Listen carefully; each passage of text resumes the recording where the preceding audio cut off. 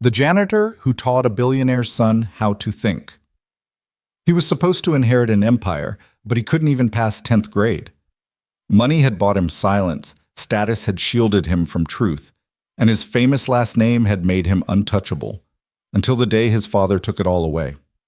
Stripped of privilege, drowning in failure, he found himself alone in an empty school hallway at dawn, where a janitor mopping floors looked him straight in the eye and said, "You think money makes you smart? Prove it. Meet me here tomorrow at 5 a.m. or stay ignorant forever."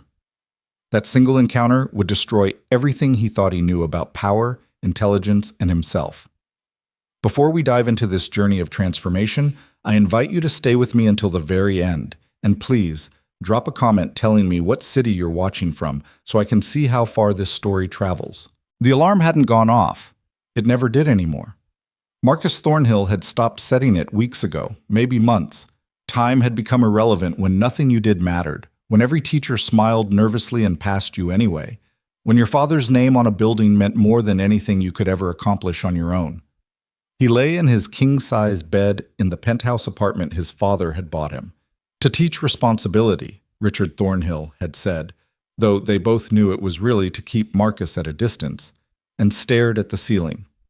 17 years old. Junior year at Westbridge Academy, the most prestigious private school on the East Coast, failing every single class. Not just failing, drowning. His phone buzzed. He didn't look at it. It would be another message from the school's student portal, another assignment he hadn't turned in, another test he'd bombed. The notifications had become white noise, a constant hum of failure he'd learned to tune out. The penthouse was silent except for the distant sound of the city below. 18 floors up, insulated by wealth and glass, Marcus existed in a kind of suspended animation, not quite living, not quite gone, just floating in the space between who everyone thought he was and the hollow thing he'd become. His father called once a week, usually on Sunday evenings, conversations that lasted exactly 7 minutes and covered the same terrain: grades, expectations, disappointment. Richard Thornhill didn't yell. He didn't need to. His voice carried the weight of empires, of board meetings where billions changed hands with a nod, of a life built on the principle that weakness was unforgivable and failure was simply not an option. "Your teachers tell me you're doing fine," his father had said last Sunday, and Marcus had heard the question buried in the statement. "Yeah," Marcus had replied, because what else was there to say? That his English teacher had given him a B on an essay he'd never written? That his calculus instructor had passed him on an exam where he'd answered maybe 3 questions? That the entire school was terrified of crossing Richard Thornhill, so they just pushed his son through like defective merchandise on an assembly line? "Good. Keep it up." 7 minutes. Click. Marcus rolled out of bed at 11:30. He'd missed first period, maybe second. He couldn't remember what day it was, what classes he was supposed to attend. It didn't matter. No one would say anything. No one ever did. He pulled on jeans and a hoodie, not the designer clothes his father's assistant sent over, but old, worn things he'd found at the back of his closet, remnants of a version of himself he barely remembered. The kid who used to care, the kid who used to try. That kid was gone. The drive to Westbridge took 20 minutes through morning traffic that had thinned to a midday trickle. Marcus parked his BMW, 18th birthday present, delivered with a card that said "Drive responsibly" in his father's assistant's handwriting, in the spot reserved for him, and walked through the front doors of the school like a ghost passing through walls. No one stopped him. No one asked for a late pass. The security guard nodded. The receptionist smiled. Marcus Thornhill could do no wrong because Marcus Thornhill's father had donated the new gymnasium, the computer lab, the wing of the library where they kept the rare books no one ever read. He drifted through the hallways, past classrooms where lessons were being taught, past students who glanced at him and then looked away. He was untouchable, unreachable, alone. 4th period was English. Miss Peterson, young and earnest, the kind of teacher who still believed in making a difference. She saw him slip into the back row 15 minutes late, and her expression flickered, relief that he'd shown up at all, worry about what it meant that this was worth celebrating. "We're discussing The Great Gatsby," she said, her voice gentle, as if speaking too loudly might shatter him. "The theme of the American dream and its corruption. Marcus, Do you have any thoughts? He stared at the desk. He hadn't read the book. Hadn't even opened it. The whole thing's about how money can't buy happiness, said Jennifer Chen from the front row, her voice confident, her notes color-coded. Gatsby has everything but the one thing he wants, Daisy. It's about the emptiness of materialism. Ms. Peterson nodded, encouraging. Good. Anyone else? What about the role of class in the novel? Marcus felt his phone vibrate in his pocket. Another notification. Another failure logged into the system that no one would acknowledge. I think it's about seeing people as they really are, said David Kim, thoughtful, already headed to Yale on early admission. Gatsby creates this whole illusion of himself, but in the end, no one really knows him. He dies alone. The words hit Marcus like a physical blow. He dies alone. Miss Peterson's eyes found his across the room. Marcus? Any thoughts? The class turned, waiting. Not really expecting an answer, just curious to see if the rich kid would say anything at all. No, Marcus said quietly. I haven't read it. The silence stretched. Ms. Peterson's face did something complicated, disappointment and resignation, and something that looked almost like grief. That's okay, she said finally, her voice too bright. There's still time to catch up. But they both knew there wasn't. There was no catching up from this kind of drowning. You either broke the surface or you went under completely. The bell rang. Marcus was the last to leave, gathering his empty backpack, his blank notebook. Ms. Peterson caught his arm as he passed her desk. Marcus, she said, and her voice was low, private, almost pleading. I want to help, but you have to meet me halfway. You have to try.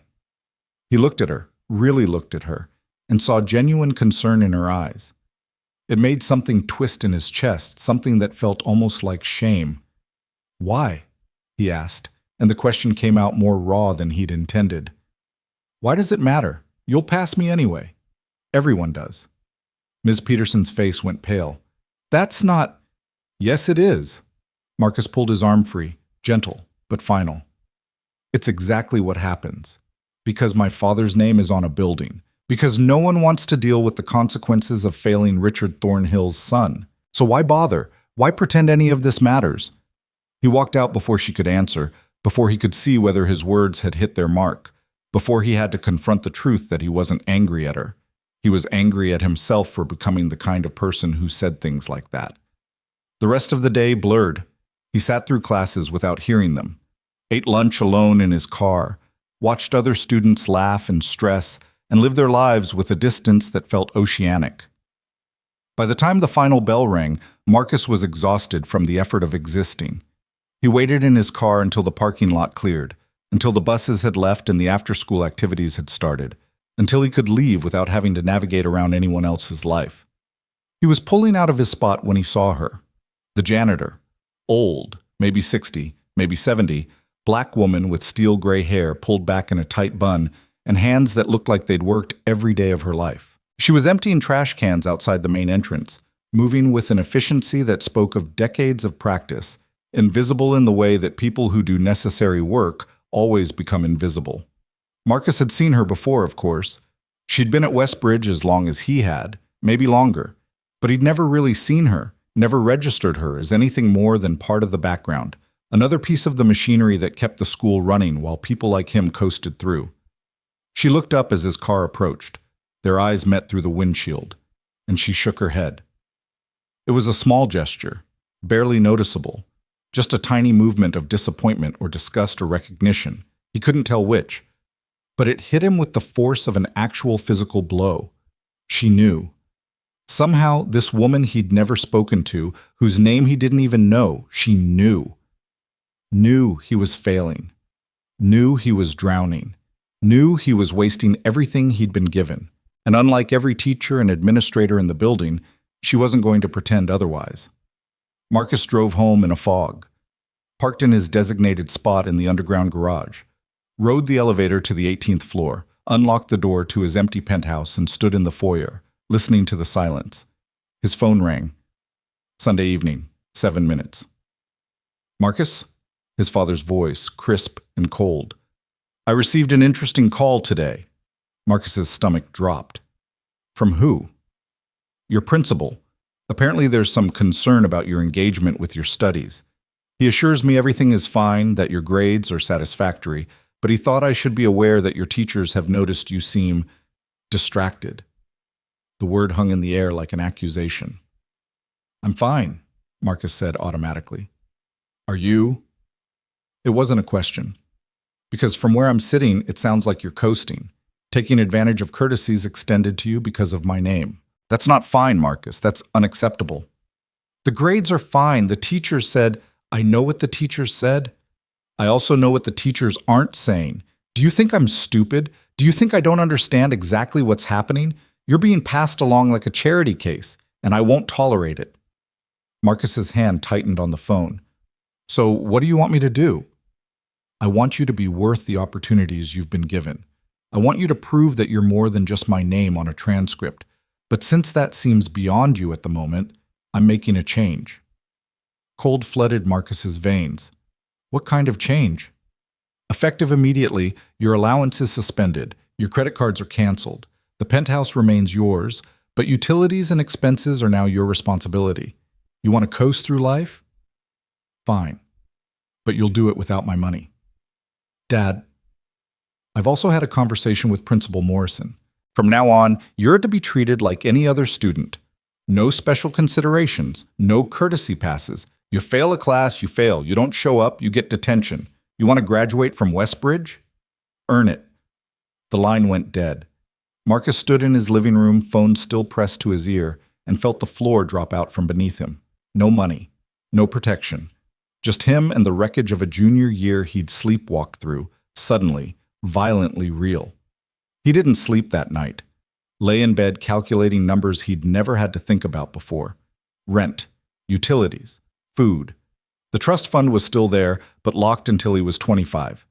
His father had made sure he'd have a future, just not a present he could waste. The next morning, Marcus's alarm went off at 6:30. He'd set it. For the first time in months, he'd actually set it. He showered, dressed in clean clothes, made coffee from the expensive machine he'd never learned to use properly. Burned his first attempt at toast.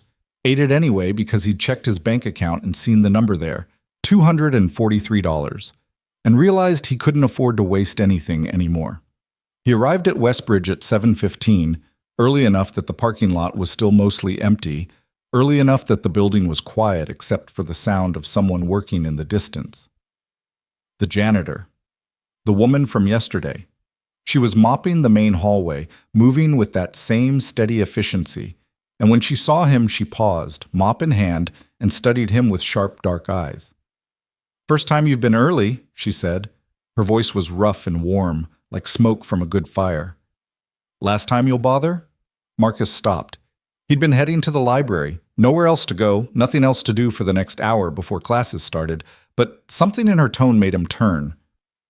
"I don't know," he said honestly. She nodded like this was the first true thing he'd said in a long time. "At least that's not a lie. I'm Evelyn. Evelyn Washington. Been cleaning this school for 32 years, and I've seen every kind of student there is." Marcus Thornhill. "I know who you are." Her expression was unreadable. "Everybody knows who you are? Question is, do you know who you are?" The question landed like a blow. Marcus opened his mouth, then closed it. He had no answer. Evelyn went back to mopping, dismissing him, and Marcus felt something strange unfold in his chest. Not anger, not even embarrassment, something closer to curiosity. He didn't go to the library. Instead, he stood there watching her work until finally she looked up again with raised eyebrows. "You need something, or you just like watching people clean?" "I need—" Marcus stopped, started again. "I'm failing everything, and I don't know how to stop."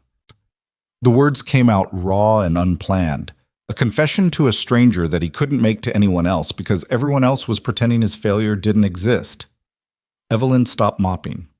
Really stopped, planting the mop in its bucket and giving him her full attention. She studied him for a long moment, and Marcus felt like she was seeing all the way through him, past the expensive car and the famous name, down to whatever was left underneath. "You smart?" she asked finally. "I don't know. Maybe I used to be." "You lazy?" "Yeah, probably." You scared? The question caught him off guard. Of what? Of finding out you're not as smart as everyone assumed. Of trying and failing for real instead of just coasting. Of being ordinary. Her eyes were steady on his. That's what this is really about, isn't it? You never tried because as long as you don't try, you can tell yourself you could have succeeded if you'd wanted to. But the moment you actually try, you risk finding out the truth. That maybe you can't. Marcus felt like she'd reached into his chest and pulled out something he'd been hiding even from himself. His throat was tight. I don't know how to start, he said quietly. Evelyn picked up her mop again. Same way everyone starts. By admitting you don't know. By being willing to look stupid. By showing up. She paused. You serious about this? About actually trying? Or you just feeling sorry for yourself this morning? I'm serious. Prove it. Meet me here tomorrow, 5 a.m. You be here. We'll see if you mean what you say. You don't show up. We never have this conversation again. Deal? 5 in the morning? That's when I start my shift. That's when the school's empty and quiet, and you don't have to worry about any of those teachers who've been lying to you watching. That's when people who actually want to learn show up. You want easy, go back to bed. You want to change, be here at 5. She walked away, pushing her mop bucket down the hall, leaving Marcus standing alone with a choice he hadn't expected to have to make. He went to class, sat through lectures that sounded different now that he was actually trying to listen. Took notes, messy and incomplete, but notes nonetheless. At lunch, instead of hiding in his car, he sat in the cafeteria and watched people, really watched them, saw the way they formed groups and partnerships, the way they helped each other, the way they existed in a world he'd removed himself from. Jennifer Chen was tutoring someone in calculus, patient and clear. David Kim was laughing with friends, talking about a philosophy podcast they'd all listened to. Ms. Peterson walked past carrying a stack of essays, and when she saw him sitting there, actually present, her face did something that might have been hope. Marcus went home that afternoon and did something he hadn't done in years. He opened his backpack, pulled out the textbooks he'd been carrying around like dead weight, started reading The Great Gatsby. He made it through the first chapter before the words started to blur, but he understood what David had meant. There was something hollow at the center of the story, something about the way people performed their lives instead of living them. He thought about Gatsby throwing parties for people who didn't really know him, about Nick watching from the outside, about the green light and impossible dreams and the wreckage that came from building your whole life around an illusion. At 4 in the morning, Marcus's alarm went off. He'd slept maybe 3 hours. Got up anyway. Dressed in the dark, made terrible coffee, drove through empty streets to Westbridge. The parking lot was deserted except for one old sedan parked near the service entrance. Evelyn's car, he assumed. He parked next to it and walked to the main doors. Locked. He walked around to the side entrance, then the back. All locked. Checked his phone. 4:53 a.m. Maybe he was supposed to wait outside? Maybe he'd misunderstood? You coming in, or are you gonna stand out there looking lost?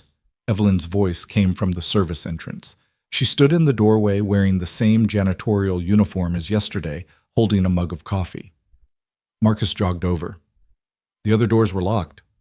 That's because students aren't supposed to be here at 5 in the morning. But you're not really a student right now, are you? You're someone trying to learn. Different thing. Come on. She led him inside through corridors that looked strange in the pre-dawn quiet, past darkened classrooms and empty hallways. They ended up in a small room near the boiler, a janitor's closet that had been converted into something halfway between an office and a storage space. There was a desk, a chair, walls lined with cleaning supplies and broken furniture waiting to be repaired. Evelyn gestured to the chair. Marcus sat. She pulled up a bucket, flipped it over, and sat across from him like it was the most natural thing in the world. Took a sip of her coffee, studied him. "Why are you really here?" she asked. "You told me to be." "No, why are you here? What changed between yesterday when you were sleepwalking through life and today when you're sitting in a janitor's closet at 5 in the morning? Marcus thought about lying, thought about saying something noble or dramatic, but Evelyn's eyes were too sharp, too knowing. "My father cut me off," he said. "Took away my money, told the school to stop protecting me." I'm on my own. Evelyn nodded slowly. So you're here because you're scared? Yeah. Good. Fear's honest. Fear means you understand something real is at stake. That's more than you had yesterday. She set down her coffee. Here's what's going to happen. Every morning, 5 a.m., you show up here. We're going to work. Not on homework. That's just symptoms. We're going to work on teaching you how to actually think, how to read, how to write, how to ask questions. The real stuff that nobody bothered teaching you because they were too busy being afraid of your daddy. Okay? And here's the price. You leave your name at the door, you leave your money and your car and your last name and every excuse you've ever had outside this room. In here, you're just a kid who doesn't know anything, learning from someone the world thinks is invisible. You think you can do that? Marcus felt something shift in his chest. Pride, maybe. Ego. The last remnants of the person who thought his father's name meant something. I can do that, he said. We'll see. Take out a notebook. You got one? He did. Brand new, bought yesterday at a drugstore with the last of his money. He set it on the desk. Good. First lesson. I'm going to ask you a question, and I want you to write down your answer. Don't think about what you're supposed to say. Don't try to sound smart. Just write what's true. Ready? Ready? Evelyn leaned forward. Who are you when nobody's watching? Who are you when your name doesn't matter and your money doesn't matter and all that's left is what's actually inside you? Who are you, Marcus Thornhill? He stared at the blank page, put pen to paper. And for the first time in years, in that quiet room with a janitor who saw him more clearly than anyone else ever had, Marcus began trying to find out. The words came slowly, painfully. I don't know. He wrote it down and felt the truth of it. I don't know who I am. I've never had to find out. Everything that defines me comes from outside. My father's money, my last name, the school I go to, the car I drive. Without those things, I'm just empty. Just a space where a person should be. He wrote for 15 minutes. Evelyn didn't interrupt. Didn't correct him. Just sat there on her overturned bucket, drinking her coffee, letting him work. When he finally stopped, hand cramping, she held out her hand. He passed her the notebook. She read in silence. That's the most honest thing you've ever written, she said finally. It's also the saddest. You know why? Marcus shook his head. Because you're 17 years old and you've already decided you're empty. You've looked at your whole life and concluded there's nothing there worth finding. That's not truth, Marcus. That's fear pretending to be wisdom. She handed back the notebook. Tomorrow, same time, you're going to write about the last time you felt real, the last time you cared about something enough to actually try. Go back as far as you need to. Find that moment. Bring it here. We're going to build from there. She stood up, signaling the end of the session. Marcus checked his phone. 5:47 a.m. Not even an hour. But he felt like something had shifted, like a door he didn't know existed had cracked open. Why are you doing this? He asked as she walked him back toward the main hallway. Evelyn paused at the entrance to her closet. Because 32 years ago, I was cleaning rooms at a hotel downtown, and a guest left behind a book, Invisible Man by Ralph Ellison. I dropped out of school at 16 to help my family, never finished. But I started reading that book on my breaks, and something in it woke up. Started borrowing more books from the library, reading everything I could get my hands on, taught myself what school never did. She looked at him steadily. No one ever helped me. No one noticed. No one cared that a cleaning lady was trying to learn. But I always told myself if I ever got the chance to help someone else who was lost, someone who wanted to actually learn, instead of just coast, I'd do it. So here you are. Don't make me regret it. Marcus drove home as the sun came up, feeling something he hadn't felt in years. Not happiness, not even hope, just possibility. The sense that maybe the story wasn't finished yet. Maybe there was still time to become someone real. He went to class, actually participated in Ms. Peterson's discussion of The Great Gatsby, talking about Nick Carraway's observation of other people's lives instead of living his own. Saw her face light up with surprise and encouragement. That afternoon, instead of leaving, Marcus stayed late at the library, started working through the calculus problems he'd ignored all semester, failed at most of them. But failure felt different now, not like an ending, but like information, like something he could actually work with. Jennifer Chen walked past, saw him struggling, and paused. You need help? In the old version of his life, Marcus would have said no, would have protected his pride, hidden his ignorance, kept everyone at a distance. Yeah, he said. I have no idea what I'm doing. Jennifer sat down, pulled out her notebook, started explaining, and for the first time, Marcus listened, not because he had to, not because someone was making him, but because he actually wanted to understand. The next morning, he was back in Evelyn's closet at 5 a.m., notebook filled with messy handwriting about a memory from 5th grade. The last year he remembered trying at something. A science fair project about solar energy that he'd actually cared about, had worked on for weeks, had been proud of, before middle school, before his parents' divorce, before his father's disappointment became a constant weight, and Marcus had learned that not trying was safer than trying and failing. Evelyn read it and nodded. There he is, the kid who used to care, you see him? That was a long time ago. So? He's still in there somewhere. People don't just disappear, they hide. They protect themselves. But the person you used to be, the one who got excited about solar panels and stayed up late building models, he didn't go anywhere. He's just been waiting for you to decide it was safe to try again. She handed back the notebook. Today's assignment. Go to your science teacher. Ask them about current research in renewable energy. Don't tell them why. Don't explain yourself. Just ask. Come back tomorrow and tell me what you learned. That's it? That's it. You want to find out who you are? Start by remembering what you care about. Start by asking questions again instead of just accepting what people tell you. Start by being curious about something other than your own misery. The days began to take on a rhythm. 5 a.m. sessions with Evelyn, where she asked impossible questions and demanded real answers. School, where Marcus slowly, painfully began to engage. Afternoons in the library, studying, failing, trying again. Evening reading assignments that Evelyn gave him. Not textbooks, but real books.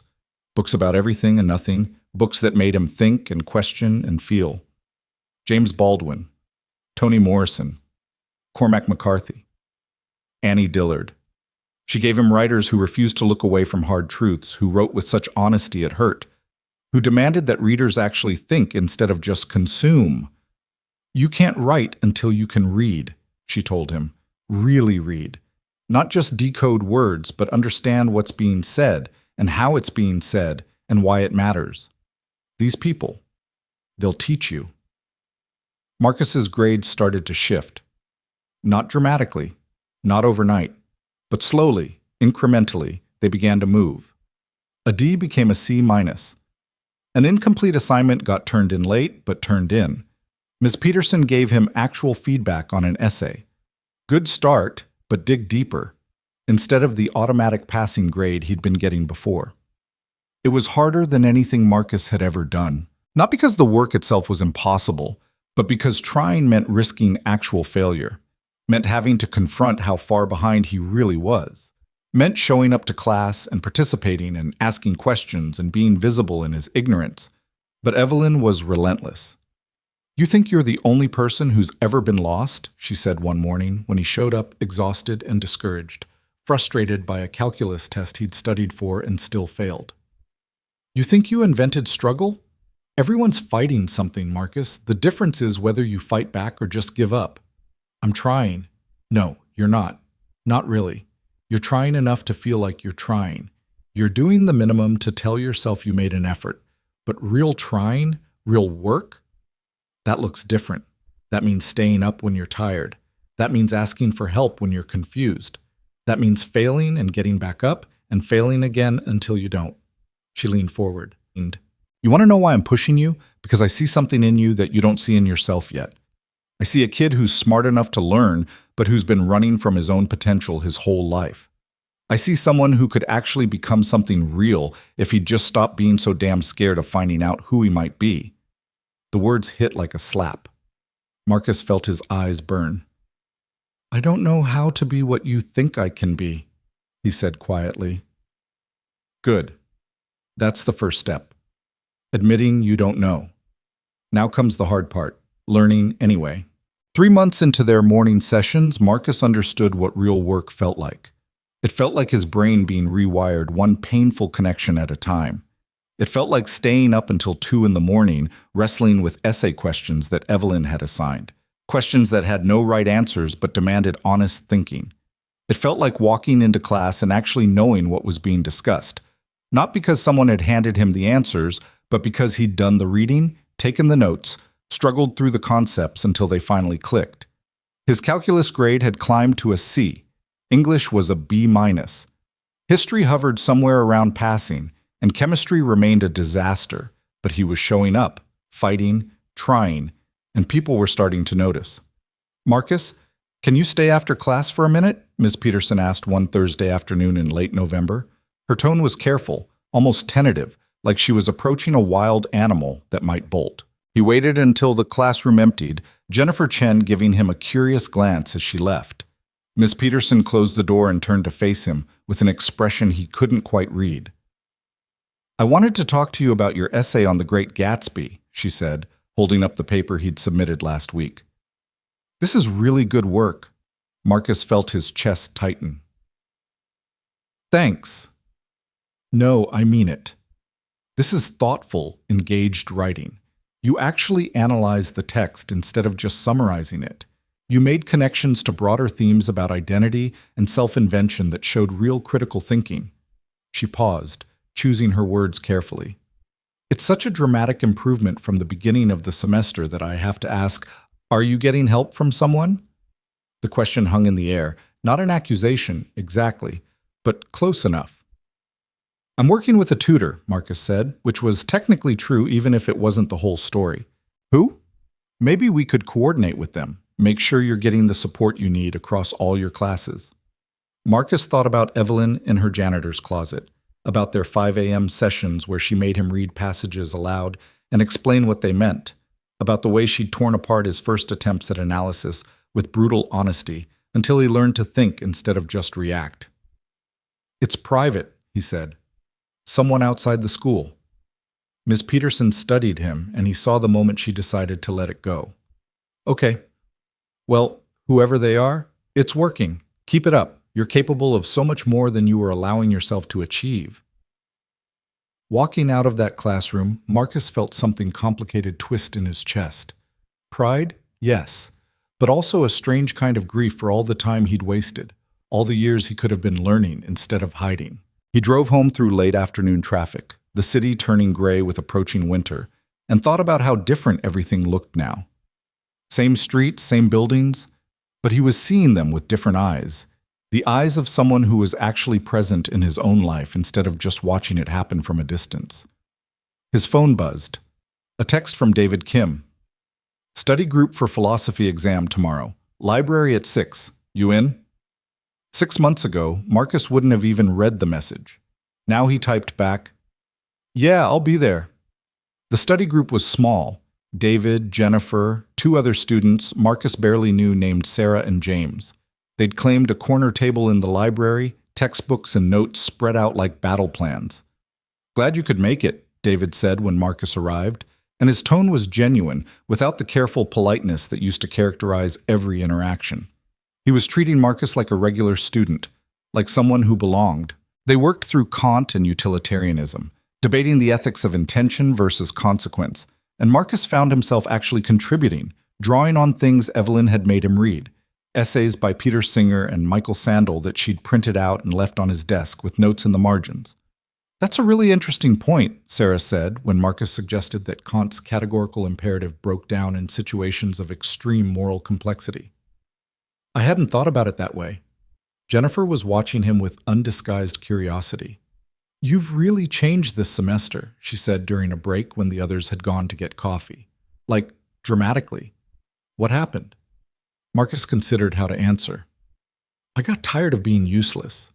"You were never useless, just checked out, like you were somewhere else." "I was. I'm trying not to be anymore." She nodded slowly. "Well, it's working.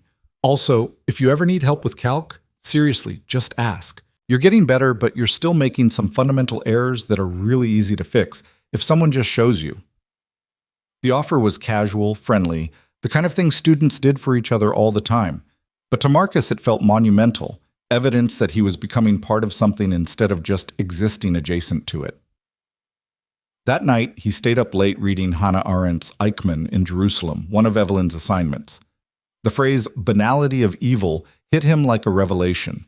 The idea that the worst atrocities weren't committed by monsters, but by ordinary people who stopped thinking, who just followed orders and accepted what they were told without questioning. He wrote 5 pages in his notebook about complicity, about the difference between active harm and passive acceptance, about how his own coasting through school had been its own kind of moral failure. Not because bad grades were evil, but because checking out of your own life, refusing to engage with the world, was a kind of small death. At 4:45 the next morning, he was back in Evelyn's closet, notebook in hand. She read his pages in silence, sipping her coffee. When she finished, she looked at him with something that might have been satisfaction. "You're starting to think like someone who cares about more than himself," she said. "That's growth, real growth. Not the kind that shows up on a transcript, but the kind that actually matters." I've been thinking about what you said about people who clean being invisible, about how the whole school sees you every day, but no one really sees you. It's not right. No, it's not. But that's how the world works. People like me keep things running, and people like you, people with money and names and power, get to pretend we don't exist. She set down her coffee. "You know what the difference is now?" "What?" "You're noticing. You're seeing it. That's the first step toward actually changing anything. Learning to see what's right in front of you that you've been trained not to see." The philosophy exam that afternoon was brutal. Essay questions that required synthesizing multiple thinkers and applying abstract concepts to concrete situations. But Marcus had prepared. Actually prepared. And when he walked out of that classroom, he felt something he hadn't felt in years, pride in his own effort, regardless of the outcome. December arrived with the kind of cold that made the morning drives to school feel like acts of defiance. Marcus's routine had become automatic. Alarm at 4:15, coffee that he'd finally learned to make properly, the drive through empty streets, Evelyn waiting in her closet with a new assignment, or a new question, or a new book that she insisted would change the way he saw something. His father called on a Sunday evening. 7 minutes, as always.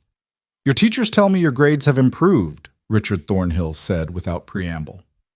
"Dramatically." "Yeah. How?" Marcus thought about the dozen different ways he could answer that question. Thought about telling his father the truth, that a janitor was teaching him more than any of his expensive teachers ever had, that he'd learned to think by sitting in a closet at dawn with a woman his father would never consider worthy of notice. "I started trying," he said instead. A pause. "Why now? What changed?"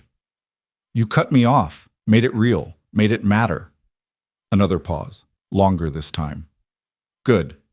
Keep it up. Principal Morrison says you're participating in class, turning in work, engaging with the material. That's what I wanted to see. Proof that you're capable of more than coasting." "Yeah." Marcus waited for more. Acknowledgement, perhaps, or something that felt like connection. But his father was already moving on. "I have a meeting. We'll talk next week." Click. Marcus sat in his penthouse, phone still in hand, and felt the familiar emptiness of those conversations. 7 minutes. That's all he got. All he'd ever gotten. He thought about Evelyn, who gave him an hour every morning without asking for anything in return, who pushed him and challenged him and believed he could become something real, who saw him more clearly in 3 months than his father had in 17 years. The next morning, he asked her about it. "Why do you do this? Really, it's not your job. I'm not your responsibility. You could just come in, clean the school, go home. Why spend an hour every day teaching some rich kid who wasted years of his life being useless?" Evelyn was quiet for a moment, hands wrapped around her coffee mug. When she spoke, her voice was softer than usual. "You know, I never finished high school. Dropped out at 16 because my family needed money. Worked cleaning jobs my whole life. Hotels, offices, now here. And every single day I watched educated people walk past me like I was furniture, like I didn't exist." She looked at him steadily. "But I existed, and I read, and I thought, and I knew things that those people with their degrees and their credentials never bothered to learn because they'd stopped being curious about the world the moment they graduated." I knew that being smart had nothing to do with being educated and everything to do with being willing to think. So this is about proving something? No, this is about refusing to accept the world's definition of who matters and who doesn't. You came to me drowning. You were the one person in this whole school who was honest enough to admit you didn't know anything, who was desperate enough to ask for help from someone everyone else ignores. That made you worth teaching. The question is whether you'll stay worth it. Marcus felt the weight of that challenge. What would make me not worth it? Forgetting where you came from, forgetting how lost you were. Using what I teach you to become another person who looks through people like me instead of at us. Learning how to think and then deciding to stop thinking because it's easier. She leaned forward. You want to know why I really do this? Because I believe you could become the kind of person who changes things, who sees injustice and doesn't just accept it, who has power and chooses to use it for something other than protecting himself. But that's not automatic. That's a choice you'll have to keep making, over and over, for the rest of your life. The conversation stayed with him, echoed through his days. He started noticing things he'd never paid attention to before. The way the cafeteria staff worked double shifts and how students left messes without thinking about who would clean them. The way the groundskeepers arrived before dawn to maintain the campus and left after dark. The way the security guards knew every student's name, but students never learned theirs. He started saying good morning to them, learning their names, small things, but things that mattered. Christmas break arrived like a reprieve and a threat. 2 weeks without school meant 2 weeks without structure, without Evelyn's morning sessions, without the routine that had been keeping him afloat. What am I supposed to do it? He asked her on the last day before break. Live, think, read. I'm giving you 3 books. She pulled them from her bag. The Fire Next Time by James Baldwin, Pedagogy of the Oppressed by Paulo Freire, and The Souls of Black Folk by W.E.B. Du Bois. Read them, not because I'm telling you to, but because you want to understand things. Come back in January ready to talk about what you learned. Marcus spent Christmas alone in his penthouse, his father in Singapore on business, his mother in Aspen with her new husband. He'd expected it to feel lonely. Instead, it felt like time to read, to think, to sit with ideas that challenged everything he'd assumed about the world. Baldwin's rage and eloquence, Freire's analysis of oppression and education, Du Bois's concept of double consciousness. The books didn't give him answers. They gave him better questions, deeper ways of seeing, frameworks for understanding how power worked and who it served. He called Evelyn on New Year's Eve. She picked up on the 3rd ring. You better not be calling to tell me you didn't read, she said, but her tone was warm. I read all 3. I have so many questions. Good. That means you were actually thinking. Save them for when we're back. And Marcus, Happy New Year. You've come a long way. Don't forget that when it gets hard again. When school resumed in January, Marcus felt different, steadier, more grounded. The morning sessions with Evelyn took on new depth as they discussed the books he'd read, and she pushed him to connect abstract ideas to concrete reality, to see how systems of power played out in his own school, his own life. His grades continued to improve. By the end of January, he had solid B's in most classes and was genuinely engaged in the learning, asking questions, participating in discussions, helping other students who were struggling with material he'd finally mastered. But success brought visibility, and visibility brought attention. It was Principal Morrison who called him into the office on a Friday afternoon in early February. Marcus had been in this office before, usually for perfunctory meetings about his father's donations or his academic status, but something felt different this time. Morrison sat behind his massive desk, fingers steepled, expression carefully neutral. Marcus, your teachers have been very impressed with your progress this year. The transformation has been remarkable. Thank you. I wanted to ask you about your tutoring arrangement. Ms. Peterson mentioned you're working with someone outside the school. We'd like to know who so we can coordinate academic support more effectively. Marcus felt a warning prickle at the back of his neck. It's a private tutor. Why does it matter? Because we want to ensure you're receiving appropriate instruction. Quality control, you understand. There are standards. The instruction is fine. Better than fine. It's working. Morrison's expression shifted, became more firm. I'm sure it is. But given your father's position and your previous academic challenges, we need to verify that everything is above board. No one is doing your work for you, no inappropriate assistance, no one is doing my work for me. Marcus kept his voice level despite the anger rising in his chest. I'm learning. Actual learning. Thinking for myself. Isn't that what school is supposed to be about? Of course. But you understand we have a responsibility to my father. That's what you mean, right? You have a responsibility to Richard Thornhill to make sure his son isn't embarrassing him. Morrison's face went carefully blank. That's not what I said. But it's what you meant. Marcus stood up. I'm getting straight answers for the first time in my life. I'm actually learning how to think instead of just memorizing what I'm supposed to say. And that bothers you because it means you can't control it. Marcus, sit down. I think you're misunderstanding. I'm not misunderstanding anything. You've spent years passing me along because my father's name is on a building. Now that I'm actually trying, actually succeeding on my own terms, you want to know who's helping me so you can manage it, control it, make sure it fits into whatever box you need it to fit into. He walked toward the door. I'm not telling you who I'm working with, and unless you're going to accuse me of cheating, which you're not because you can't prove it and it's not true, I think we're done here. He walked out before Morrison could respond, heart pounding, hands shaking with adrenaline. He'd never stood up to authority like that before, never asserted himself.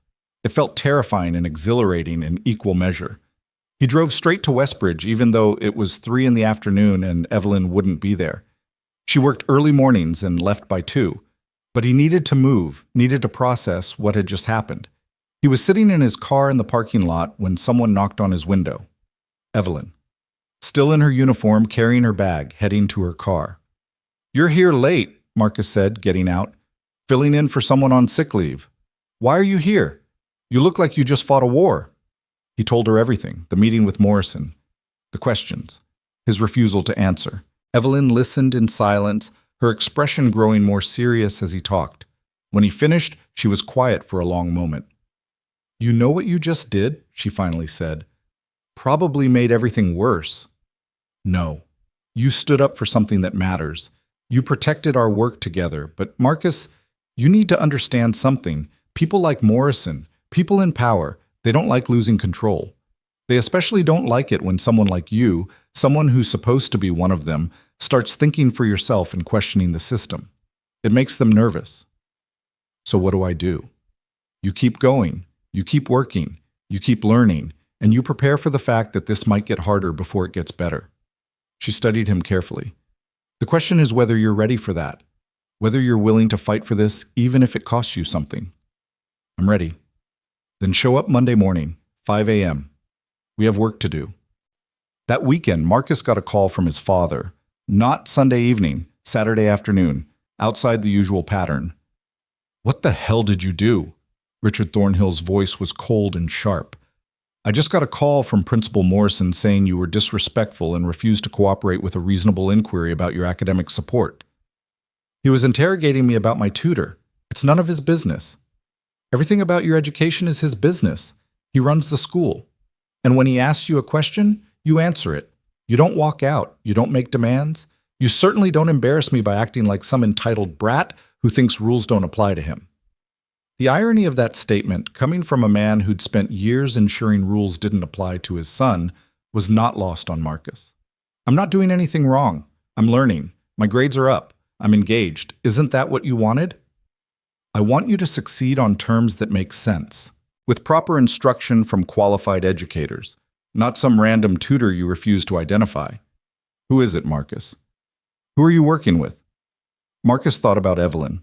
About 32 years of work that went unnoticed, about intelligence that had nothing to do with credentials, about the way the world dismissed people like her and valued people like his father based on nothing but money and status. Someone who actually cares whether I learn to think instead of just memorizing answers. Someone who sees me as a person instead of a liability. Someone who's teaching me things that actually matter. I want a name. No. The silence on the line was absolute. Marcus had never refused his father anything so directly before. Excuse me? I said no. You cut me off. You told the school to treat me like any other student. You wanted me to prove I could succeed on my own. Fine, I'm doing that. But you don't get to control how I do it. You don't get to manage every aspect of my life and then act surprised when I finally start making my own decisions. Marcus, I'm not the same person I was 6 months ago. I'm not going to apologize for that, and I'm not going to give up the one person who actually helped me become someone real, just because you and Principal Morrison are uncomfortable with not being able to control it. He hung up. Actually hung up on his father. Sat on his couch shaking with the enormity of what he'd just done. His phone rang immediately. He didn't answer. It rang again. Again. Finally, a text. We will discuss this in person. I'm flying in tomorrow. Marcus didn't sleep that night. Lay in bed running through scenarios, preparing arguments, trying to find a way to protect Evelyn without revealing who she was. Because he had known from the moment Morrison started asking questions, that if his father found out a janitor was teaching him, it would be over. Not because Evelyn wasn't qualified, but because people like his father couldn't accept the idea that someone they considered beneath them might know something they didn't. Sunday morning, 5 a.m., he was in Evelyn's closet. He told her everything. She listened without interrupting, her face carefully neutral. When he finished, she set down her coffee and looked at him with an expression he couldn't quite read. Your father's coming to find out who I am. I won't tell him. Marcus, he's going to find out. He'll pressure Morrison. Morrison will make inquiries. Someone will notice you showing up here at 5 every morning. Someone will see us together. It's not sustainable. So what do? We prepare for the consequences. We decide what matters more, protecting this work or protecting my job. Both. We do both. I'll talk to my father. I'll make him understand. Understand what? That you've been learning from a cleaning lady? That someone without a college degree has been teaching his son more than all those expensive instructors? She shook her head.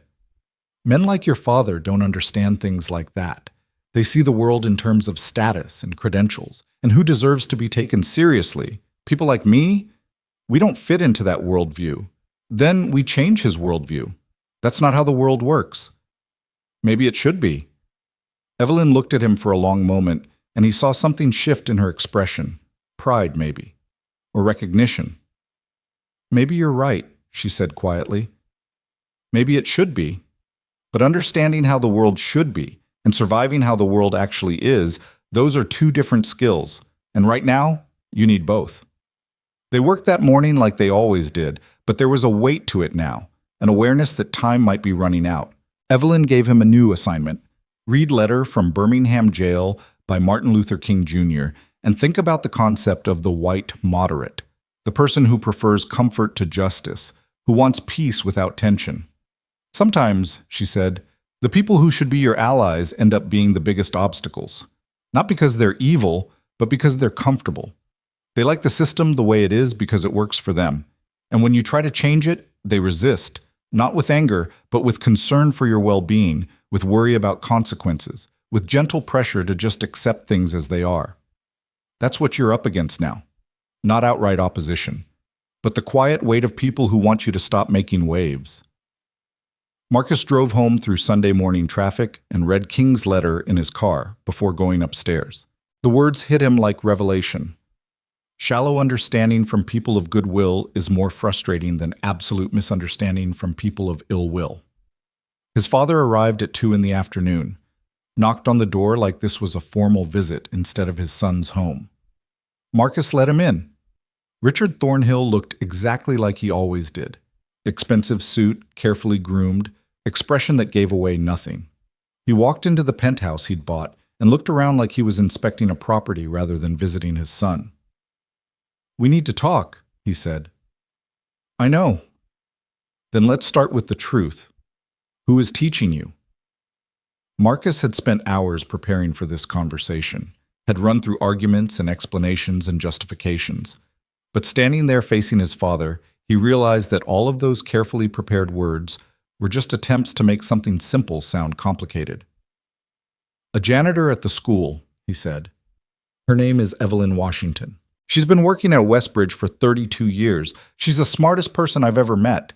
His father's face went through several expressions in rapid succession. Surprise, confusion, and finally something that looked like disgust. A janitor. Yes. You've been taking academic instruction from a cleaning lady. I've been learning how to think from someone who actually knows how. Yes. Richard Thornhill walked to the window, looked out at the city, his back to Marcus. When he spoke, his voice was controlled but cold. Do you have any idea how this looks? The heir to Thornhill Industries, being tutored by someone who cleans toilets for a living, the optics alone. I don't care about the optics. His father turned. Then you're a fool. Everything is optics. Everything is about perception and positioning and maintaining the credibility that allows you to actually do anything in this world. You think I built my company by learning from janitors? Maybe you should have. Maybe you'd be less of an asshole. The words hung in the air between them. Marcus saw his father's jaw tighten, saw the flash of genuine anger that he usually kept carefully controlled. Watch yourself. Why? What are you going to do? Cut me off? You already did that. Fire her? That'll just prove you care more about status than truth. Send me to another school? I'll fail there too because the problem was never the school. It was me. And she's the only person who figured out how to help. She's unqualified. She's more qualified than anyone else I've ever met. She reads more, thinks deeper, understands more about how the world actually works than any teacher in that school. The only thing she lacks is credentials. And you know what? Those credentials mean nothing if all they teach you is how to memorize facts instead of how to think. His father was quiet for a long moment. You're making this about class, about status. That's not what this is about. Then what is it about? It's about appropriate educational standards. It's about ensuring you're receiving instruction from qualified professionals who can be held accountable. It's about control. Marcus interrupted. It's about you being unable to accept that someone you consider beneath you knows something you don't. That someone without money or status or power might actually have value. That the world doesn't work the way you think it does. The world works exactly the way I think it does. That's why I'm successful and she's cleaning floors. And that's why I'd rather learn from her than from you. The statement landed like a bomb. His father's expression went cold, distant, the look that meant he was done engaging and had moved to calculation. I'm calling Principal Morrison tomorrow. This arrangement ends. If you want to continue at Westbridge, you'll work with the tutors I approve, credentialed educators who can provide appropriate documentation of their qualifications. If you refuse, you can find another school. Those are your options. And if I choose to keep working with Evelyn, then you'll discover what happens when you bet against me. I've been patient. I've given you space. But I won't allow you to embarrass this family with some misguided social experiment. Grow up, Marcus. Learn how the world actually works. He walked out, leaving Marcus standing alone in the penthouse, feeling the weight of an impossible choice settling onto his shoulders. Marcus didn't go to school on Monday. He sat in his car in the parking lot at 4:50 in the morning, watching the lights flicker on in the building, knowing Evelyn was inside starting her shift and couldn't make himself move. The choice his father had given him felt impossible: abandon the person who'd saved him or lose everything. But what his father didn't understand, what no one seemed to understand, was that there was no choice. Without Evelyn, without those morning sessions, Marcus would go back to being the hollow thing he'd been before. And that wasn't living, that was just existing with better grades. He finally walked in at 5:15. Evelyn was in her closet, 2 mugs of coffee waiting on the desk. She looked at him and knew immediately. He found out. I told him, he's calling Morrison today. He's going to make you stop teaching me. She nodded slowly, like she'd been expecting this. And what did you tell him? That you're the smartest person I've ever met, that I'd rather learn from you than from him, that credentials don't mean anything if all they teach you is how to repeat what you're told instead of how to think. Marcus sat down heavily. He said I had to choose, work with tutors he approves or leave Westbridge. So what are you going to do? I don't know. I can't go back to the way things were, but I also can't just throw away my education, my future. Can't you? Evelyn's voice was sharp. Or are you just afraid to? Because that's what this really comes down to, Marcus. Not whether you can survive without Westbridge Academy, but whether you're brave enough to choose what matters over what's comfortable. It's not about comfort. It's about being realistic. If I get kicked out, if I lose access to my father's money permanently, if I destroy any chance of going to college, what then? What kind of future do I have? The kind you build for yourself instead of the kind someone hands you. But that's scarier, isn't it? Having to actually earn something instead of just inheriting it. She leaned forward. I'm not going to tell you what to do. This is your life, your choice. But I will tell you this. If you walk away from this because your father threatened you, you'll spend the rest of your life wondering who you might have become if you'd been brave enough to stand up for something that mattered. And if I stand up and lose everything, then you'll know you tried. You'll know you chose principle over comfort. And that's worth more than any diploma from any school. She paused. But you need to understand what you're risking, not just for yourself, for me too. Your father's going to come after my job. He's going to pressure Morrison to fire me, and Morrison will do it because that's how power works. So if you decide to fight this, you're not just risking your future, you're risking mine. The weight of that responsibility hit Marcus like a physical blow. Then maybe I should just... Don't you dare! Evelyn's voice cracked like a whip. Don't you dare make this decision based on protecting me. I've survived 63 years in a world that's tried to make me invisible. I can survive your father. What I can't survive is watching you give up on yourself because you're afraid of making waves. So you figure out what you actually want, what you're actually willing to fight for, and then you do it. But don't hide behind concern for me. That's just cowardice wearing a kind face. Marcus felt tears burn his eyes. I don't know how to fight someone like my father. Yes, you do. I've been teaching you for 6 months. You fight with truth, with principle, with the courage to stand up and say this is wrong, even when everyone around you is telling you to sit down and be quiet.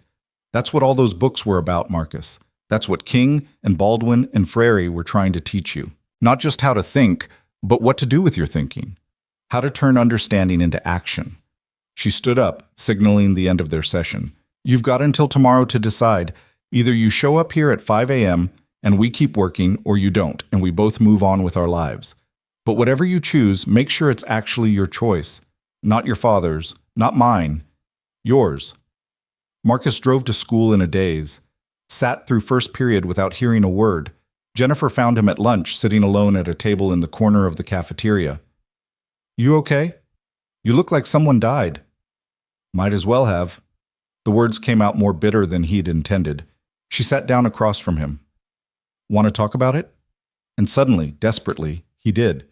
He told her everything about Evelyn, about the morning sessions, about his father's ultimatum.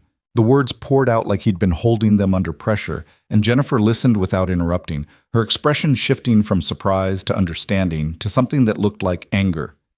So your father's going to get her fired because she dared to help you? Because she's a janitor and that's somehow embarrassing to him? Basically, yeah. That's the most messed up thing I've ever heard. She helped you. You were failing everything, Marcus. You were basically sleepwalking through life, and she pulled you out of it. And his response is to punish her? He thinks I should be learning from qualified professionals, people with credentials he can verify and control. Jennifer made a disgusted sound. You know what's funny? My mom's a professor at Columbia, PhD in education, and she says the most important teacher she ever had was her grandmother, who never finished 8th grade, but taught her more about life and learning than any college course ever did. Education isn't about credentials. It's about whether someone can actually teach you to think. Try telling that to my father. Why don't you? Why don't you actually stand up and fight for this instead of just accepting that powerful people get to make all the decisions? Marcus looked at her, startled by the fire in her voice. You think I should? I think you'd regret it for the rest of your life if you didn't. And I think Evelyn deserves better than being thrown away because some billionaire's ego is threatened.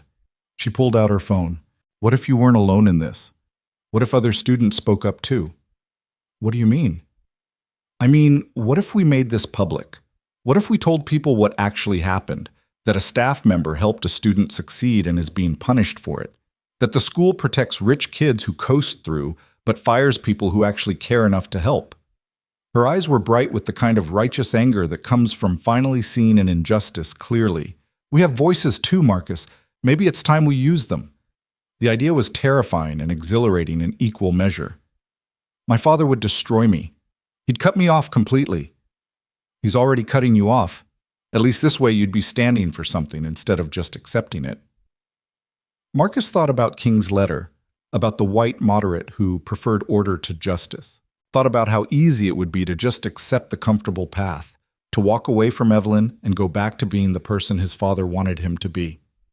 Thought about who he'd become in 6 months of early morning sessions, the person who read Baldwin and understood rage, who studied Freire and recognized oppression, who'd learned that silence in the face of injustice was its own kind of violence. "Okay," he said quietly. "Let's do it." Jennifer's face lit up. "Seriously?" "Seriously, but I need to talk to Evelyn first, make sure she's okay with this going public." "Fair enough, but Marcus? Whatever happens, I'm with you. We're with you." She gestured around the cafeteria at students he'd barely noticed for years. "You're not as alone as you think you are." That afternoon, instead of leaving after school, Marcus waited until the building was mostly empty and went looking for Evelyn. He found her in the science wing, emptying trash cans with the same steady efficiency she brought to everything. "We need to talk," he said. She glanced at the clock on the wall. "I'm working." "I know, but this can't wait." He took a breath. "I want to fight. I want to make this public. Tell people what's happening, get other students involved, but I won't do it without your permission. This affects your life, your job. So I need to know, are you okay with this becoming a thing? With people knowing what you've been doing?" Evelyn set down the trash bag she was holding, studied him with those sharp, knowing eyes. "You understand what you're asking. If this goes public, there's no walking it back. Your father will come after you harder. The school will try to protect itself by making me the problem. They'll say I overstepped, that I was inappropriate, that I manipulated you. It won't be pretty." "I know. And you're willing to risk everything anyway? Your education, your family, your future?" "I'm willing to risk everything for a chance to keep my integrity." "Yeah." A slow smile spread across Evelyn's face. "Then you learned exactly what I was trying to teach you. Not just how to think, but how to be someone who stands up when it matters. All right? Do it. Make noise. Make trouble. Make them uncomfortable. That's how things change, when people refuse to accept injustice quietly. What if they fire you? Then they fire me. I've had worse jobs and better jobs, and at the end of the day, I know who I am. That's more than most people can say." She picked up her trash bag again. "But Marcus, if you're going to do this, do it right. Don't make it about me. Make it about the system, about how schools value credentials over capability, status over substance, about how we decide who deserves to be heard and who deserves to be invisible. That's the real issue. I'm just the example." Marcus nodded, feeling something solid settle into place inside his chest. "Thank you. For everything. Don't thank me yet. Thank me when this is over and you're still standing." That night, Marcus sat down at his laptop and did something he'd never done before. He wrote. Not an essay for class, not an assignment, but a real piece of writing, honest and raw and true. He wrote about being lost and finding unexpected help, about learning that wisdom had nothing to do with credentials and everything to do with the courage to think deeply, about a janitor who saw him when no one else did and taught him what it meant to be real. He wrote for 3 hours, editing and revising until the words felt right.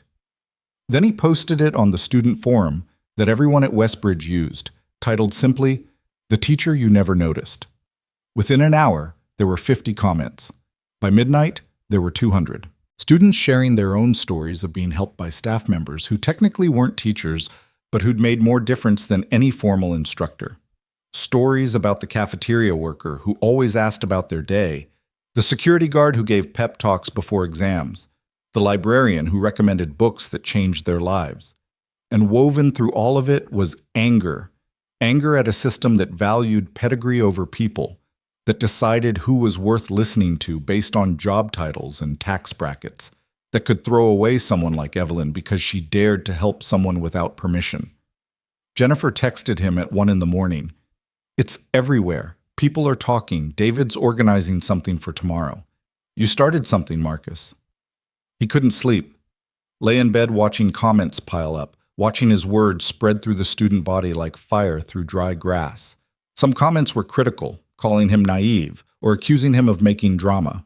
but most were supportive, students who'd felt the same inequities, who'd noticed the same injustices, who were tired of pretending that everything was fine. At 4 in the morning, his father called. "What the hell did you do?" Richard Thornhill's voice was ice.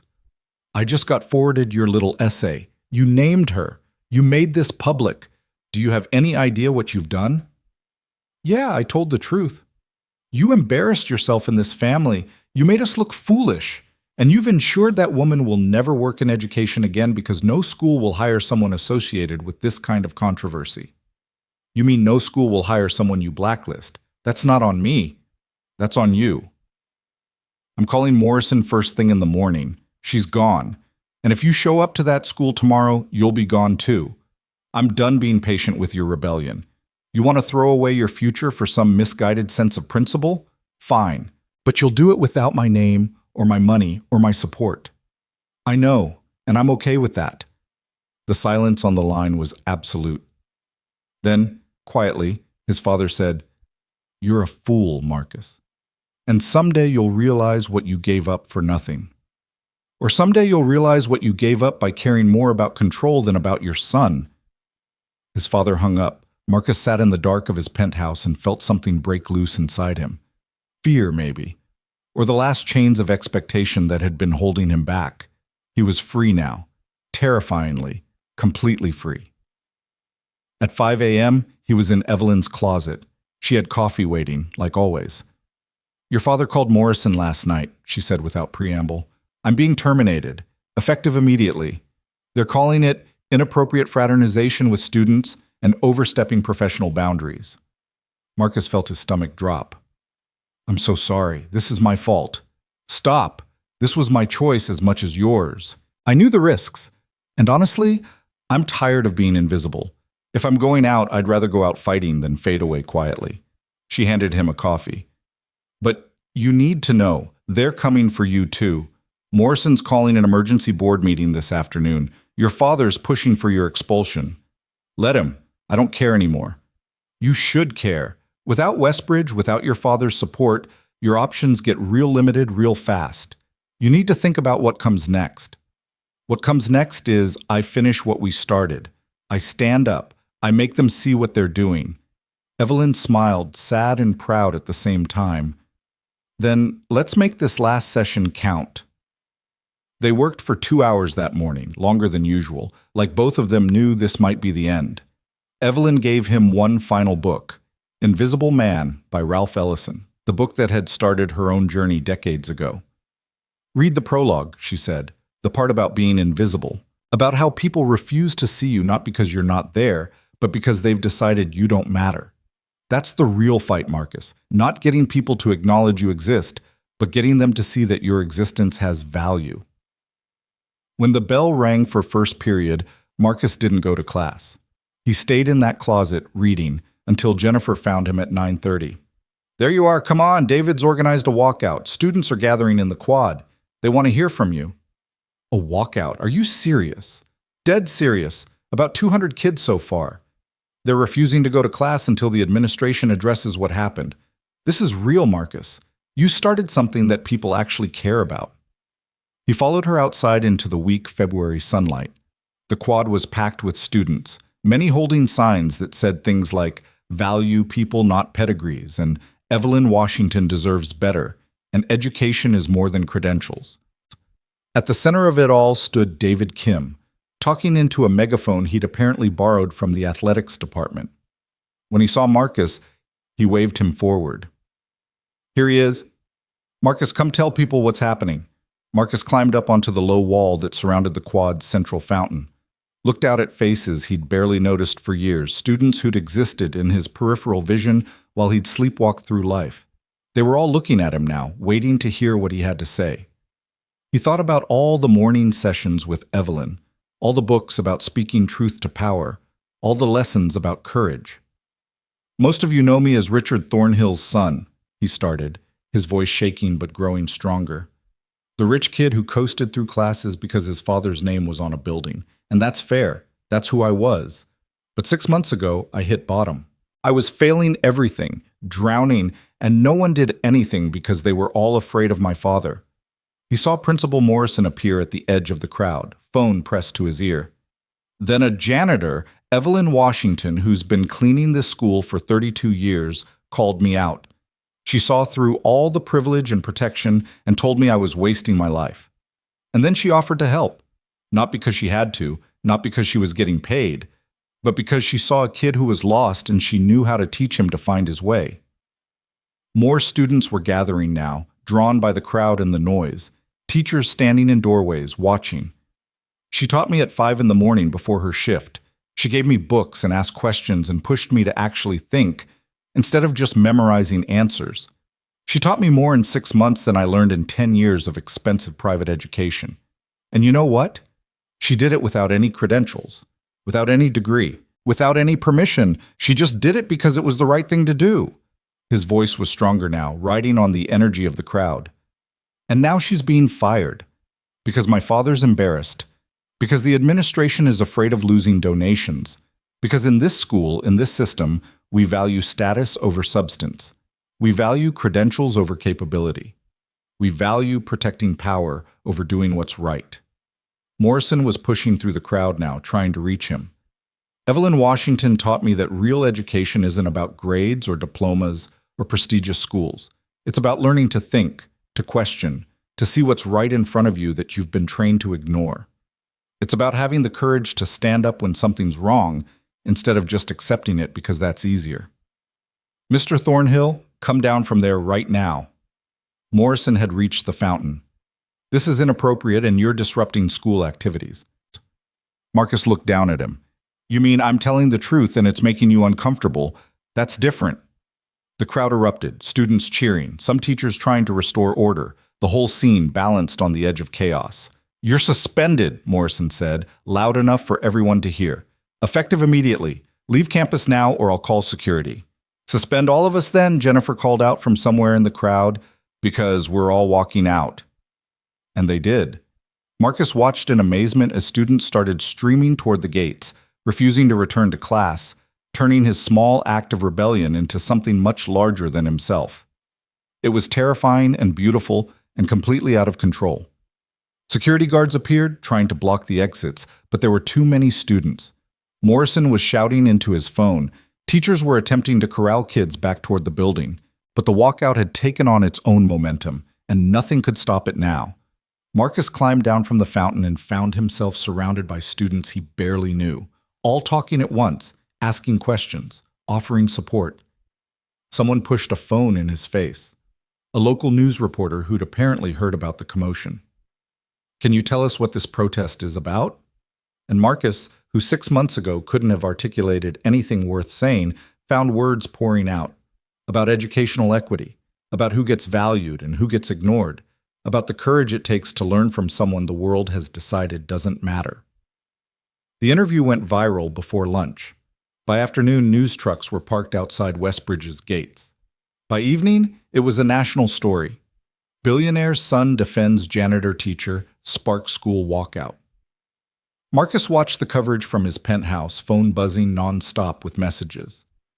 Jennifer had created a social media campaign. David was coordinating with other private schools in the city. Someone had started a petition demanding Evelyn's reinstatement that had gathered 10,000 signatures in 6 hours. And through it all, Marcus felt strangely calm, like he'd finally stopped running from himself and found solid ground. His father didn't call. That silence was somehow louder than any threat could have been. But Evelyn did. You watching this circus? She asked when he picked up. I started it. I should probably watch it. You did more than start it. You gave voice to something people have been feeling but didn't know how to say. That's powerful, Marcus. That's what real education looks like. Taking what you've learned and using it to change something. They're going to expel me. My father's going to cut me off completely. I don't know what happens next. What happens next is you figure it out, same way everyone figures it out. You find work. You find a way to keep learning. You build a life based on who you actually are instead of who your father wanted you to be. It won't be easy, but it'll be real. Will you be okay? Evelyn laughed, rough and warm. I've been cleaning floors for 40 years. I'll land on my feet. But Marcus, promise me something. Anything. Promise me you won't give up on education just because you're leaving this school. Promise me you'll keep reading, keep thinking, keep questioning everything. That's the real work. Not getting diplomas. Actually learning, actually growing, actually becoming someone who sees clearly and acts bravely. Promise me. I promise. Good. Now go make some trouble. I'll be watching. The next morning, the board meeting happened without him.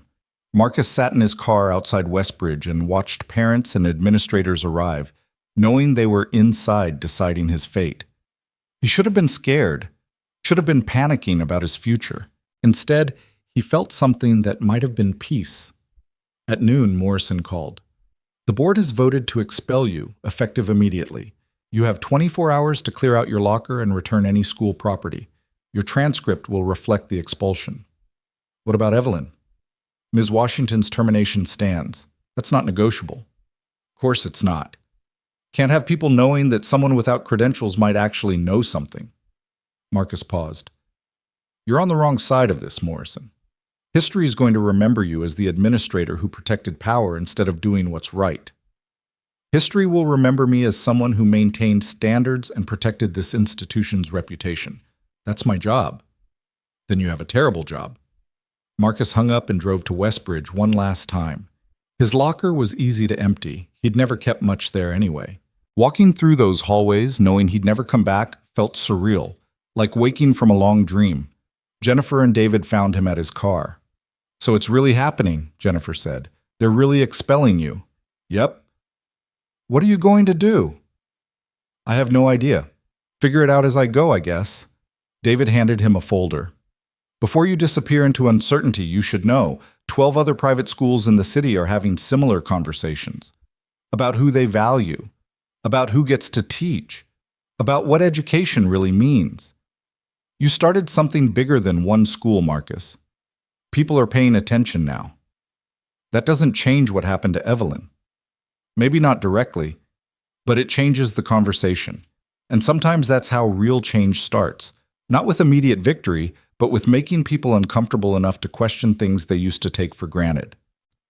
Marcus drove away from Westbridge Academy for the last time, watching it shrink in his rearview mirror, and felt the weight of his old life falling away. No school, no father's money, no safety net, just him and whatever he could build from here. He went to see Evelyn that evening. She'd given him her address weeks ago, just in case. A small apartment in a neighborhood his father would have told him to avoid. She answered the door in regular clothes instead of her uniform, looking somehow both older and freer. Come in. I made coffee. Her apartment was small but immaculate, walls lined with bookshelves that sagged under the weight of decades of reading. Marcus looked at the titles: philosophy, history, poetry, novels spanning every genre and era, a lifetime of self-education. You weren't kidding about reading everything, he said. Told you. You don't need credentials to learn. You just need curiosity and time and the willingness to sit with difficult ideas. She handed him a mug. So, you're expelled, broke, cut off from your father. How does it feel? Terrifying and kind of exhilarating, like I finally own my own life. Good. That's exactly how it should feel. She settled into a worn armchair. Now comes the hard part, figuring out what to do with that life. You thought about what's next? Not really. I can probably get my GED, maybe community college. I don't know. It's all so different from what I thought my life would look like.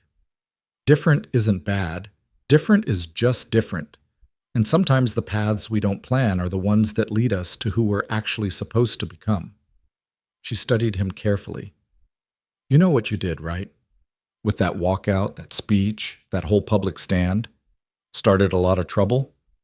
You showed people it's possible to say no, to refuse complicity, to stand up even when it costs you something. That matters more than you realize. Most people spend their whole lives being quiet because speaking up is too risky. You're 17 and you already figured out that silence is riskier than courage. That's rare. Marcus felt his throat tighten. I couldn't have done any of it without you. Maybe. But I didn't do the hard part. That was all you. I just showed you where to look. You're the one who decided to actually see. They talked until midnight about everything and nothing, about books and ideas and what comes next. And when Marcus finally left, driving back to his penthouse through the empty city, he realized that for the first time in his life, he had no idea what tomorrow would bring. And somehow, that felt like freedom. The eviction notice arrived 3 weeks after Marcus's expulsion. His father had apparently decided that cutting him off meant actually cutting him off. No more penthouse, no more safety net, no more pretending there was a path back to the comfortable life Marcus had walked away from. The notice gave him 30 days to vacate, which would have been generous if Marcus had anywhere to go or any money to get there with. He sat on the floor of the empty living room. He'd already sold most of the furniture to pay for food and stared at the paper in his hands. 18 years old. High school dropout, estranged from his billionaire father. $200 in his bank account and a month until he'd be homeless. The smart move would have been to apologize, to call his father and say he'd been wrong, immature, that he understood now what really mattered. His father would take him back. There would be conditions, lectures, a long period of proving himself, but the door wasn't completely closed. Not yet. Marcus thought about it for maybe 10 seconds before picking up his phone and calling Jennifer instead. "I need help," he said when she answered. "Not money, just, I need to figure out what comes next, and I don't know where to start." She met him at a coffee shop that afternoon, bringing David with her.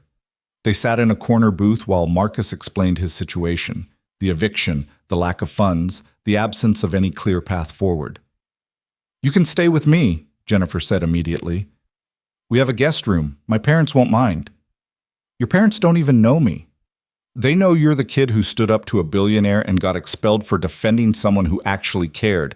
Trust me, they'll be fine with it. My mom's already half in love with you based on the news coverage alone." Marcus felt something loosen in his chest. "You're serious?" "Dead serious." "But Marcus, you need a plan. You can crash with us for a while, but then what? You need income. You need to finish your education somehow. You need to actually build something instead of just surviving day to day." David pulled out his laptop. "I've been researching options. You can take the GED next month if you study. There are community college programs that offer full scholarships for students with financial need. And there are jobs, not glamorous ones, but jobs that'll pay the bills while you figure things out." "What kind of jobs?" "Retail, food service, warehouse work. The kind of jobs people like us usually don't have to think about because we're too busy preparing for college." David's tone was matter-of-fact, not judgmental. "But they're honest work, and you need money." Marcus thought about his father's face if he found out his son was working retail. Thought about the gossip among the Westbridge families. Thought about how far he'd fallen from the life he was supposed to have. Then he thought about Evelyn, who'd spent 40 years cleaning and never once treated it like something to be ashamed of. "Okay," he said. "Where do I start?" Jennifer's parents turned out to be exactly the kind of people who would take in a homeless teenager without hesitation. Her mother, Dr. Linda Chen, taught education policy at Columbia and had strong opinions about institutional injustice. Her father, Robert, was a civil rights attorney who'd spent his career taking on cases no one else would touch. They met Marcus at the door of their brownstone in Brooklyn with warmth that felt almost aggressive in its genuineness. "We've been following your story," Linda said, helping him carry his bags. Everything he owned fit in 2 duffel bags now, up to the guest room. "What you did took real courage, standing up to your father, risking everything for principle. That's not common, especially at your age." "I'm not sure it was courage," Marcus said quietly. "Might have just been stupidity." There's often not much difference between the two. The question is whether you're willing to see it through or whether you'll spend the rest of your life regretting the stand you took. She paused at the doorway. "Jennifer says you're planning to take your GED and apply to community college. That's a good start.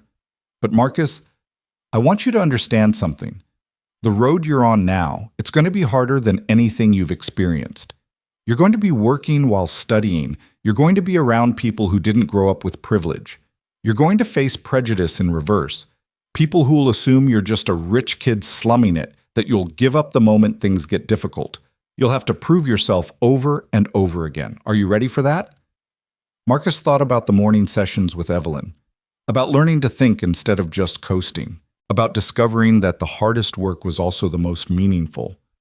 I don't know if I'm ready, but I'm willing to try. Linda smiled. That's all anyone can ask. Marcus started at Target 3 days later. The application process had been humbling. He'd never filled out a job application before, never had to explain employment history or availability or why he was qualified to stock shelves and run a cash register. The manager, a tired woman named Patricia, who looked like she'd seen everything twice, had studied his application with raised eyebrows. No work experience, no high school diploma.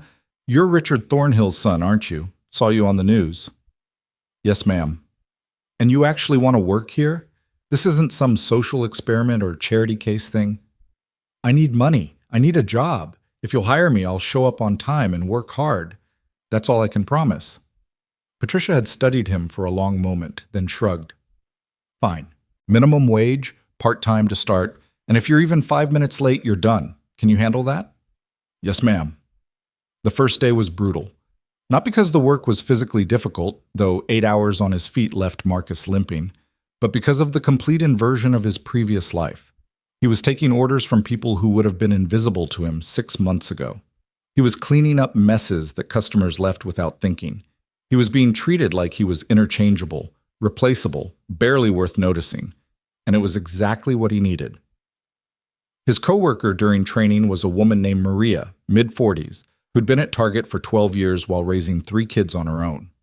She taught him how to operate the register without judgment, patiently walking him through every step while he fumbled with the scanner and the card reader. You'll get faster, she said when he apologized for the 5th time. Everyone's slow at first.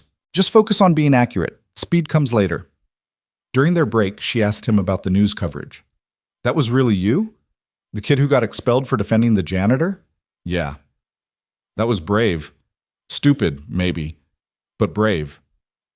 She unwrapped her sandwich, packed from home, Marcus noticed, probably because buying lunch would cut too deep into her paycheck. You know what's funny? I have a degree, associates in business from community college. Took me 6 years of night classes while working full-time. And I'm still here, making $13 an hour, because this is what's available. So when people talk about credentials and qualifications, I always want to laugh. Like any of that matters when you're just trying to survive. Marcus felt something click into place. The janitor, Evelyn, she said something similar. That intelligence has nothing to do with credentials. She's right. Some of the smartest people I know never finished high school.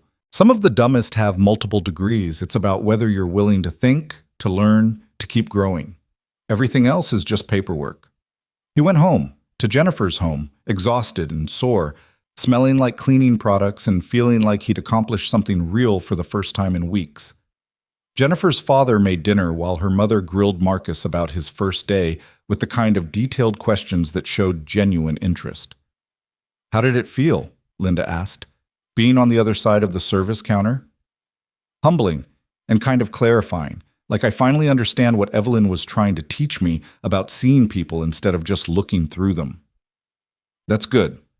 Hold on to that feeling. It's going to be important when you're back in school, when you're eventually in a position of power again. The best leaders are the ones who remember what it felt like to be powerless.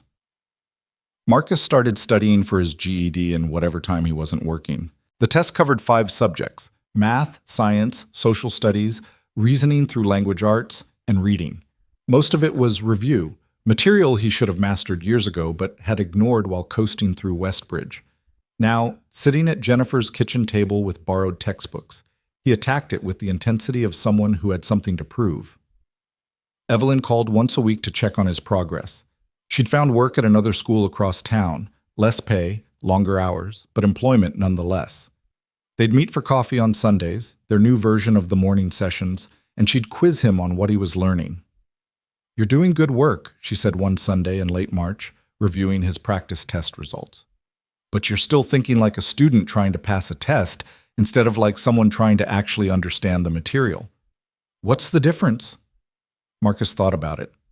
Passing the test means memorizing the right answers. Understanding the material means knowing why those answers are right and being able to apply the concepts to new situations. Exactly. So stop trying to pass and start trying to understand. The passing will follow naturally. She was right, of course.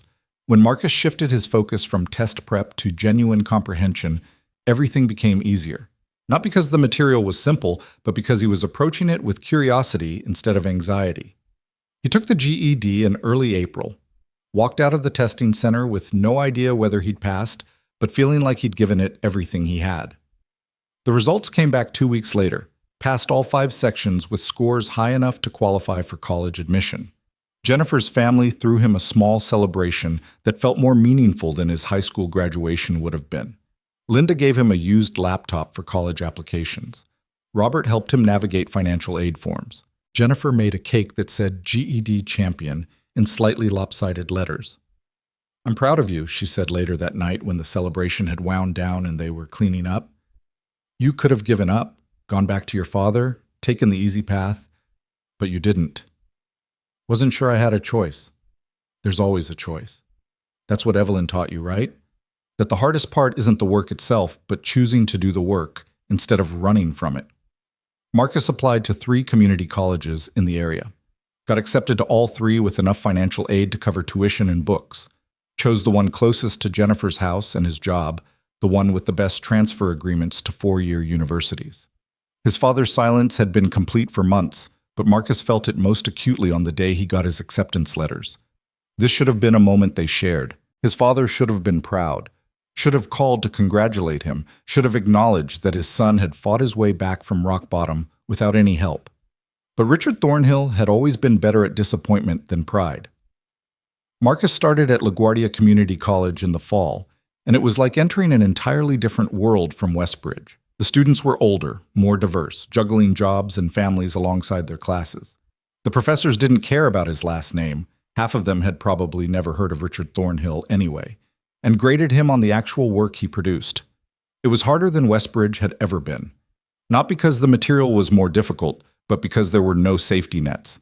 No one was going to pass him out of courtesy.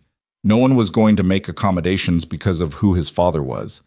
He was just another student trying to earn an education, and it was exactly what he needed. His English professor, Dr. Washington, no relation to Evelyn, though the coincidence made Marcus smile, assigned an essay on the concept of the American dream. Marcus wrote about his own fall and rebuilding, about learning that the real American story wasn't about inheritance, but about the courage to start over. Dr. Washington gave him an A- and asked him to stay after class. "This is powerful writing," she said, holding up his essay. "Raw and honest in ways college freshmen usually aren't capable of. You've clearly lived something that most people only read about." "I'm still living it, actually, still figuring out what comes next." "Good. Keep that uncertainty, keep that hunger. The moment you think you have all the answers is the moment you stop learning." She paused. "Have you thought about what you want to study, what you want to do with your education?" Marcus hadn't, not really. He'd been so focused on just getting here, on surviving and rebuilding, that he hadn't thought much beyond the immediate goal of college admission. "I don't know. Something that matters, something that makes a difference."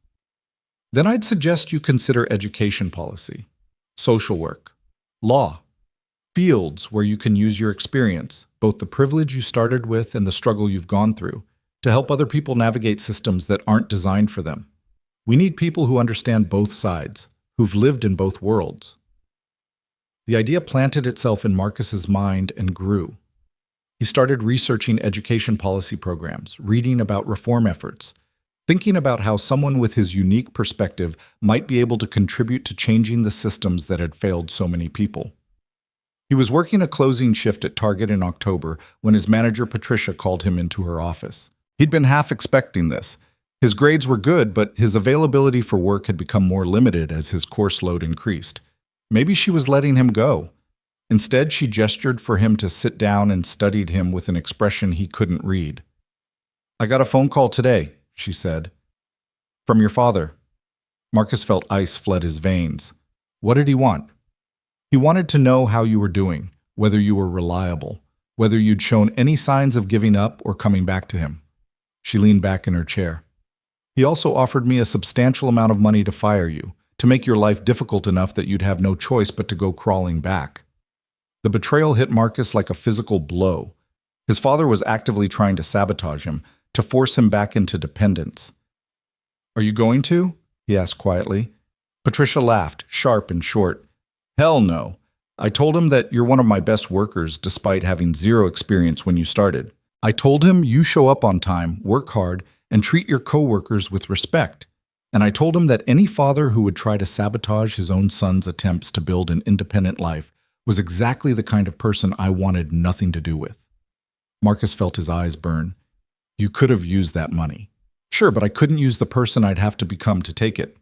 There's a difference. She pulled out a folder. I'm actually calling you in here for a different reason. We have an assistant manager position opening up. It's not much. A couple dollars more an hour, better benefits, more responsibility, but you'd be good at it, and it would give you more stable hours that you could work around your class schedule. You interested? Yes. Absolutely yes. Good. You start next month. And Marcus, your father's not going to stop trying to break you. Men like him don't handle losing control very well. So you need to decide right now whether you're in this for the long haul or whether you're going to fold the moment he turns up the pressure. I'm in it. Whatever it takes. The pressure came in waves after that. His father's attorney sent letters threatening to sue for defamation over the essays Marcus had written. Alumni from Westbridge started showing up at his workplace, making comments loud enough for him to hear about how the mighty had fallen. Someone leaked his GED scores and community college enrollment to a gossip blog that usually covered socialite drama, spinning it as a cautionary tale about rebellious rich kids. Marcus endured it all with a stubbornness that surprised even himself. He kept working, kept studying, kept building a life that had nothing to do with his father's money or approval. Jennifer graduated from Westbridge that spring. She was a year ahead of him, and got accepted to Columbia. David went to Brown. They both made sure Marcus knew he could visit any time. That distance wouldn't change their friendship, that what he'd done still mattered to people who'd witnessed it. You changed things at Westbridge, Jennifer told him at her graduation party. Maybe not everything. Maybe not as much as we wanted. But there's a whole conversation happening now about who gets valued and who doesn't. Teachers are pushing back against pressure from wealthy parents. Students are questioning whether prestige actually means anything. You planted seeds, Marcus. They're growing. Evelyn came to his first anniversary dinner at the Chen house. Linda had insisted on marking the occasion. 1 year since Marcus had moved in, 1 year since he'd started rebuilding his life from nothing. They ate Chinese takeout and talked about everything and nothing, and Marcus felt surrounded by the kind of family he'd never had but always needed. I'm proud of you, Evelyn said when the evening was winding down. You took everything I tried to teach you and actually used it. That's rare. Most people learn and then go right back to their comfortable assumptions. But you've stayed awake, stayed questioning, stayed fighting. I had a good teacher. You had a stubborn teacher who refused to let you quit on yourself. But the real work? That was all you. Don't forget that. Marcus's second year at LaGuardia started with new challenges and new opportunities. He declared a major in sociology with a focus on education, started volunteering with a literacy program in underserved neighborhoods, and begun writing essays for online publications about education reform and class mobility. His perspective, someone who'd lived in both worlds, gave his writing an authenticity that resonated with readers. One of those essays caught the attention of a documentary filmmaker named Sarah Mitchell, who was working on a project about education inequality. She reached out to Marcus asking if he'd be willing to be interviewed about his experience. I want to tell your story, she said when they met for coffee. Not as some feel-good redemption narrative, but as a lens through which we can examine larger questions about education, class, and who gets to define what knowledge looks like. Would you be comfortable with that? Marcus thought about it carefully. Thought about whether he wanted his story dissected and broadcast. Thought about Evelyn and whether this would help or hurt her. Then he thought about all the students who were probably sitting in classrooms right now, drowning the way he'd been drowning, invisible to teachers who were too afraid or too complacent to actually help. I'll do it, he said, but only if Evelyn's story gets told too, not as background, as the center, because she's the real story here. I'm just the example. Sarah agreed. They spent weeks filming, interviews with Marcus and Evelyn, footage of Marcus at work and school, conversations with Jennifer and David about how the walkout had changed Westbridge. The film was supposed to be a minor project, something that might screen at a few festivals and disappear. Instead, it premiered at Tribeca in the spring to standing ovations and immediate distribution offers. The story resonated. a portrait of how education fails people on both sides of the privilege divide, how wisdom has nothing to do with credentials, how systems need to be dismantled and rebuilt by people who understand their flaws from lived experience. Marcus watched the premiere from the back of the theater, overwhelmed by seeing his life projected on screen. When it ended and the lights came up, he looked over at Evelyn sitting beside him. "This is going to change things," she said quietly. "People are going to see this. They're going to ask questions. Are you ready for that?" "I don't know, but I don't think I have a choice anymore. Once you start telling the truth, you can't really take it back." The film's success brought attention Marcus hadn't anticipated: articles and interviews and speaking requests. Universities asking him to talk to education students about his experience.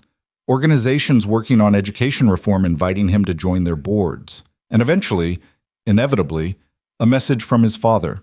They met at a neutral location, a restaurant neither of them had history with, somewhere public enough that neither could make a scene.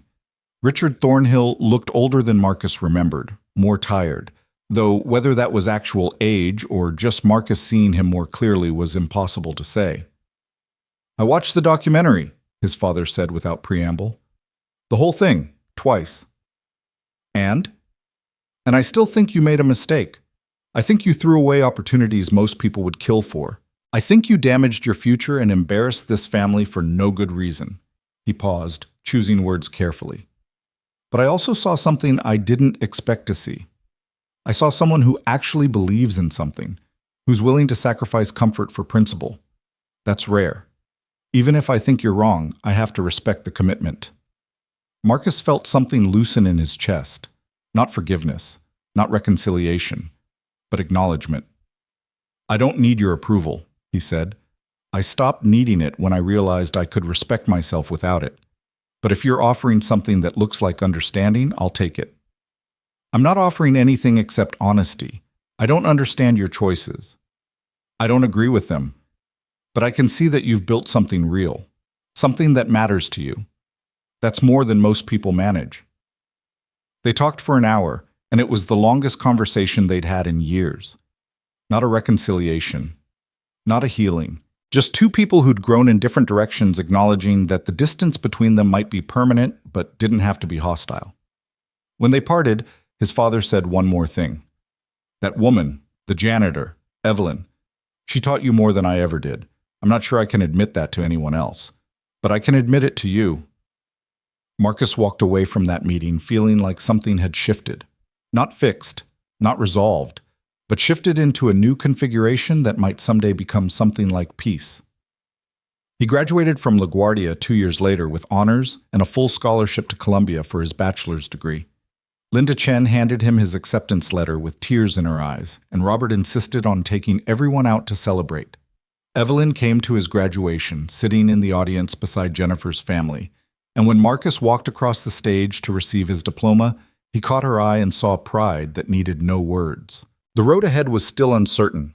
Marcus had plans: transfer to Columbia, continue his education, eventually work in policy or advocacy or education reform. But the specifics were less important than the foundation. He'd learned how to think, how to question, how to see. Everything else was just application. That night, after the celebrations had ended and everyone had gone home, Marcus sat in his room at the Chen house, his room because they'd made it clear he could stay as long as he needed, and wrote in the journal Evelyn had given him years ago.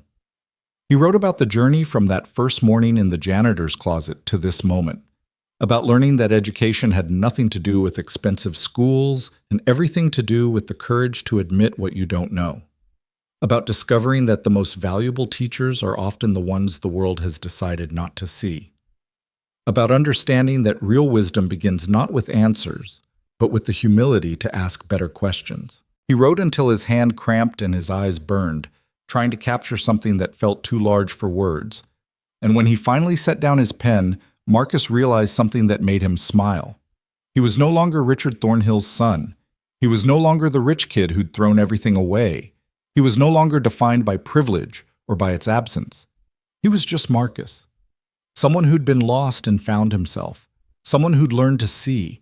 Someone who was still learning, still growing, still becoming whoever he was supposed to be. And that was enough. Columbia felt different from anything Marcus had experienced before. Not just because it was an Ivy League university, while LaGuardia had been community college, but because he was different. He walked through those gates as someone who'd earned his place through actual work rather than inherited privilege, and that knowledge changed how he saw everything. His first day of classes, a professor asked students to introduce themselves and explain why they'd chosen to study education policy. The other students talked about inspiring teachers, about wanting to make a difference, about idealistic visions of changing the system. When it was Marcus's turn, he kept it simple. I failed out of high school because no one taught me how to think. Then a janitor did. I'm here to figure out why that makes sense to almost no one, but should make sense to everyone. The classroom went quiet. A few students exchanged glances. The professor, Dr. James Hartford, studied Marcus with renewed interest. "Tell me more about that," he said. So Marcus did. Not the whole story, but enough. And when he finished, Dr. Hartford nodded slowly. That's the real question, isn't it?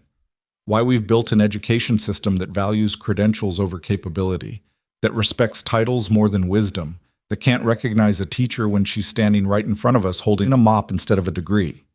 If you can answer that question, really answer it, you'll have done more than most education reformers manage in a lifetime. After class, several students approached Marcus. Some wanted to know more about his story. Others wanted to debate whether his experience was an anomaly or evidence of systemic failure. One student, a woman named Keisha Williams, who'd grown up in the Bronx and worked her way through community college before transferring to Columbia, pulled him aside. "I know exactly what you're talking about," she said. "My grandmother raised me. 6th grade education, worked as a home health aide her whole life. But that woman taught me more about resilience and critical thinking and how to navigate a world that doesn't want you to succeed than any teacher I ever had in school. People look at her and see someone who couldn't make it. I look at her and see the strongest person I know." They became friends quickly, bonding over shared understanding of what it meant to straddle two worlds, the one they'd come from and the one they were entering. Keisha introduced Marcus to other students with similar backgrounds, creating an informal network of people who understood that education was about more than just showing up to class and taking notes. Marcus threw himself into his studies with an intensity that surprised even him. He took courses in sociology, education policy, psychology, philosophy. He wrote papers that drew on his experience with Evelyn, analyzing how informal education worked and why formal institutions struggled to replicate its effectiveness. His professors noticed. Some were skeptical of his conclusions. Others were intrigued. Dr. Hartford became a mentor of sorts, pushing Marcus to think bigger and more systemically. "Your story is compelling," he said during office hours one afternoon. "But one story isn't data. One successful informal mentorship doesn't prove that the entire education system is broken. You need to understand the research, the history, the political economy of education reform. Otherwise, you're just another person with a moving anecdote." "So help me understand it," Marcus said. "Show me the research. Give me the framework. I'll do the work." And he did. Marcus spent his junior year doing independent study under Dr. Hartford's supervision, diving deep into education literature, interviewing students and teachers and community educators, building a comprehensive analysis of how learning actually happened outside formal structures and why schools struggled to capture that magic. His research led him back to places he knew well. He interviewed Patricia from Target about how she'd learned management skills without formal training. He talked to Maria about raising educated children while working minimum wage jobs. He spent afternoons at community centers, watching volunteer tutors work with kids who were failing in school but thriving in these informal settings. And he spent Sunday mornings with Evelyn, who'd become something between a mentor and a friend and a family member whose relationship defied easy categorization.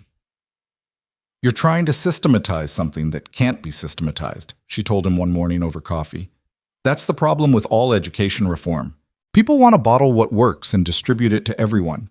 But real teaching, real learning, it's about relationships, about seeing someone as a person instead of a data point, about giving a damn whether they understand instead of just whether they pass. You can't standardize that." So what's the answer? Just accept that the system will always fail the people it's supposed to serve? No. The answer is to change what we value. Stop treating credentials like they mean something and start treating actual knowledge like it matters. Stop paying teachers poverty wages while paying administrators six figures. Stop building schools like prisons and start building them like communities. But that requires people with power caring more about justice than about maintaining the status quo. And people with power rarely do that voluntarily. Marcus included her words in his thesis, not as data, but as wisdom, the kind that came from lived experience rather than academic study. His advisors weren't sure what to make of it. Dr. Hartford loved it. Another professor called it methodologically questionable. Marcus didn't care. He'd learned from Evelyn that the truth mattered more than approval, that being right was more important than being comfortable, that sometimes the most valuable knowledge came from sources the Academy didn't know how to recognize. The documentary continued to generate attention through his time at Columbia.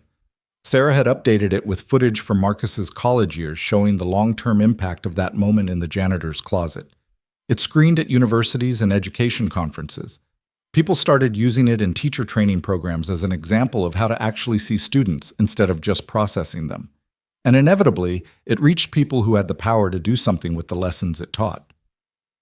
Marcus was in his senior year when he got an email from the New York Department of Education. They were launching a pilot program pairing experienced community educators, people with wisdom but without formal teaching credentials, with struggling students in public schools. They wanted his input on program design. They wanted Evelyn to be one of the lead educators. He called her immediately. "They want you to teach," he said without preamble. "Officially. As part of a city program. They'll pay you, give you a classroom, let you work with kids who need exactly what you gave me." Evelyn was quiet for a long moment. "I'm 67 years old, Marcus. I've been cleaning floors my whole life. You think the education establishment is really ready to let someone like me into their hallowed halls?" "I think the education establishment is finally starting to realize that they need people like you more than you need them, but it's your choice. If you'd rather stay where you are, keep your regular life, I understand. This is a lot to ask. Is it what you need?" Her voice was sharp, cutting through his hesitation. "Is it what those kids need?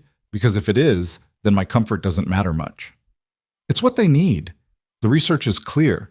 Kids who are failing in traditional settings often thrive with mentors who teach differently, who prioritize thinking over memorization, who see them as people instead of test scores." "Then I'll do it." "But Marcus, I'm going to do it my way.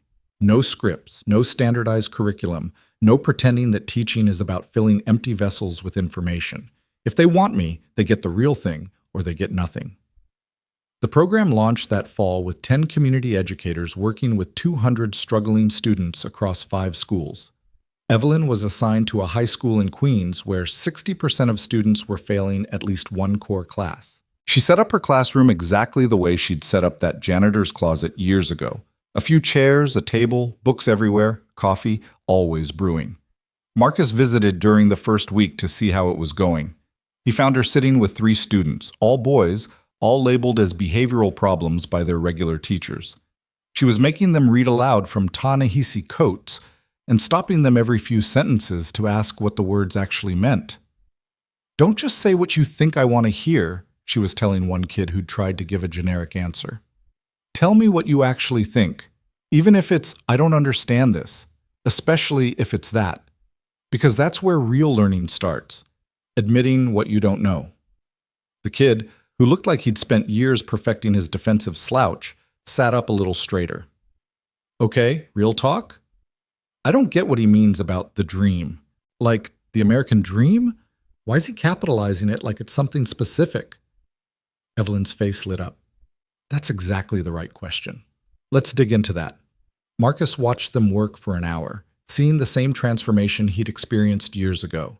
Defensive walls coming down, genuine curiosity emerging, the slow awakening of minds that had been told they weren't smart enough to bother with difficult ideas.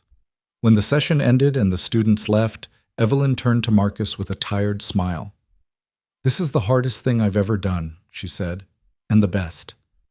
These kids, they've been written off by everyone, parents, teachers, themselves. They show up expecting me to give up on them too. And when I don't, when I push them and challenge them and refuse to accept their excuses, something shifts. Same thing that shifted in you. The program's working then. For now. But Marcus, you know this is fragile, right? One bad evaluation, one parent complaint, one politician who decides this is too expensive or too risky, and it all goes away. We're building something that matters, but we're building it on sand. You need to be ready to fight for it when the opposition comes, because it will come. She was right. By the end of the first semester, the backlash had begun. Teachers' unions worried about credentials being devalued. Administrators questioned whether community educators without formal training could be held to proper standards. Parents of students in traditional tracks complained that struggling students were getting special resources while their kids got nothing extra. The education department convened a review panel to evaluate the program's effectiveness. Marcus was asked to testify, along with Evelyn and several other community educators. He prepared extensively, marshaling data about improved attendance rates, higher test scores, and increased engagement among participating students. But when his turn came to speak, he set aside his prepared remarks. "I could give you statistics," he said to the panel of administrators and board members. "I could tell you that students in this program are showing measurable improvement across every metric we track. But that's not really what this is about, is it? This is about whether we're willing to admit that our current system is failing kids. Whether we're brave enough to try something different, even if it challenges our assumptions about who gets to teach and what teaching looks like." He paused, making eye contact with each panel member. 4 years ago, I was failing out of the most expensive private school in the city. I had access to the best teachers money could buy, the best resources, the best facilities. And I learned nothing. Then a janitor, someone this system had decided wasn't qualified to teach, taught me more in 6 months than I'd learned in 10 years. Not because she had a degree, because she gave a damn, because she knew how to make me think instead of just memorize, because she saw me as a person instead of a problem. One of the panel members, a stern woman named Dr. Patricia Winters, leaned forward.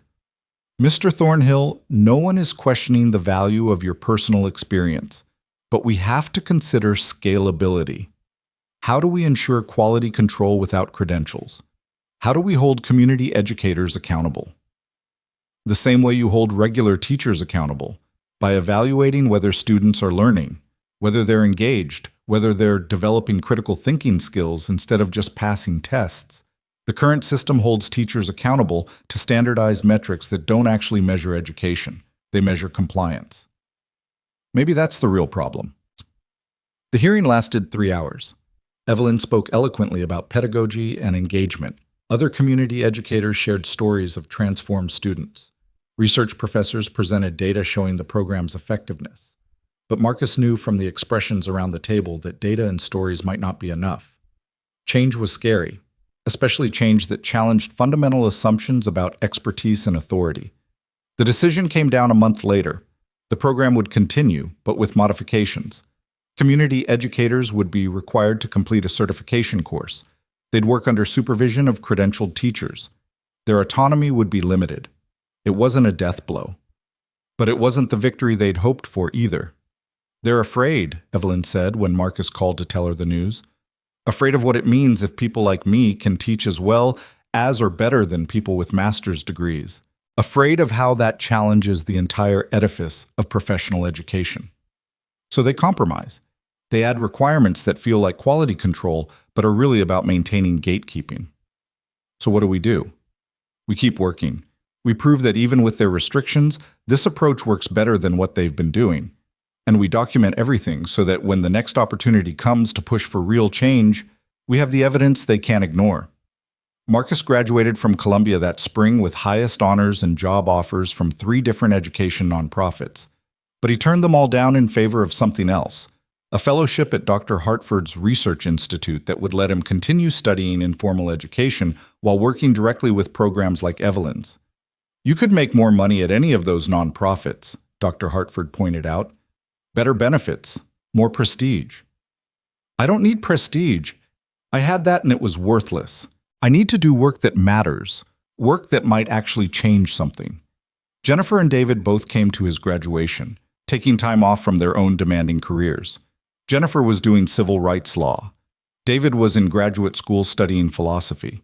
They gathered at a restaurant afterward with Evelyn and the Chen family, celebrating not just Marcus's degree, but the journey that had led to it.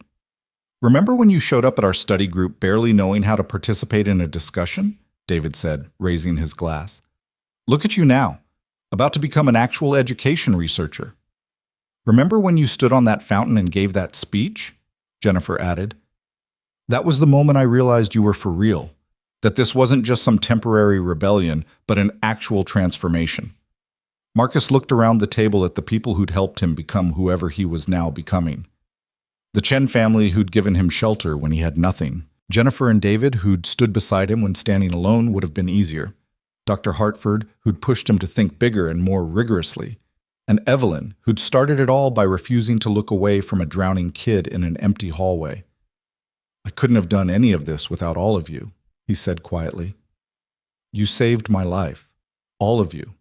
In different ways and at different times, but you saved me." "We didn't save you," Evelyn corrected gently. "We just showed you where the door was. You're the one who walked through it." Marcus's fellowship work focused on scaling the lessons from Evelyn's approach without losing what made it effective. He studied programs across the country where community educators were making a difference. He interviewed hundreds of students and teachers and administrators.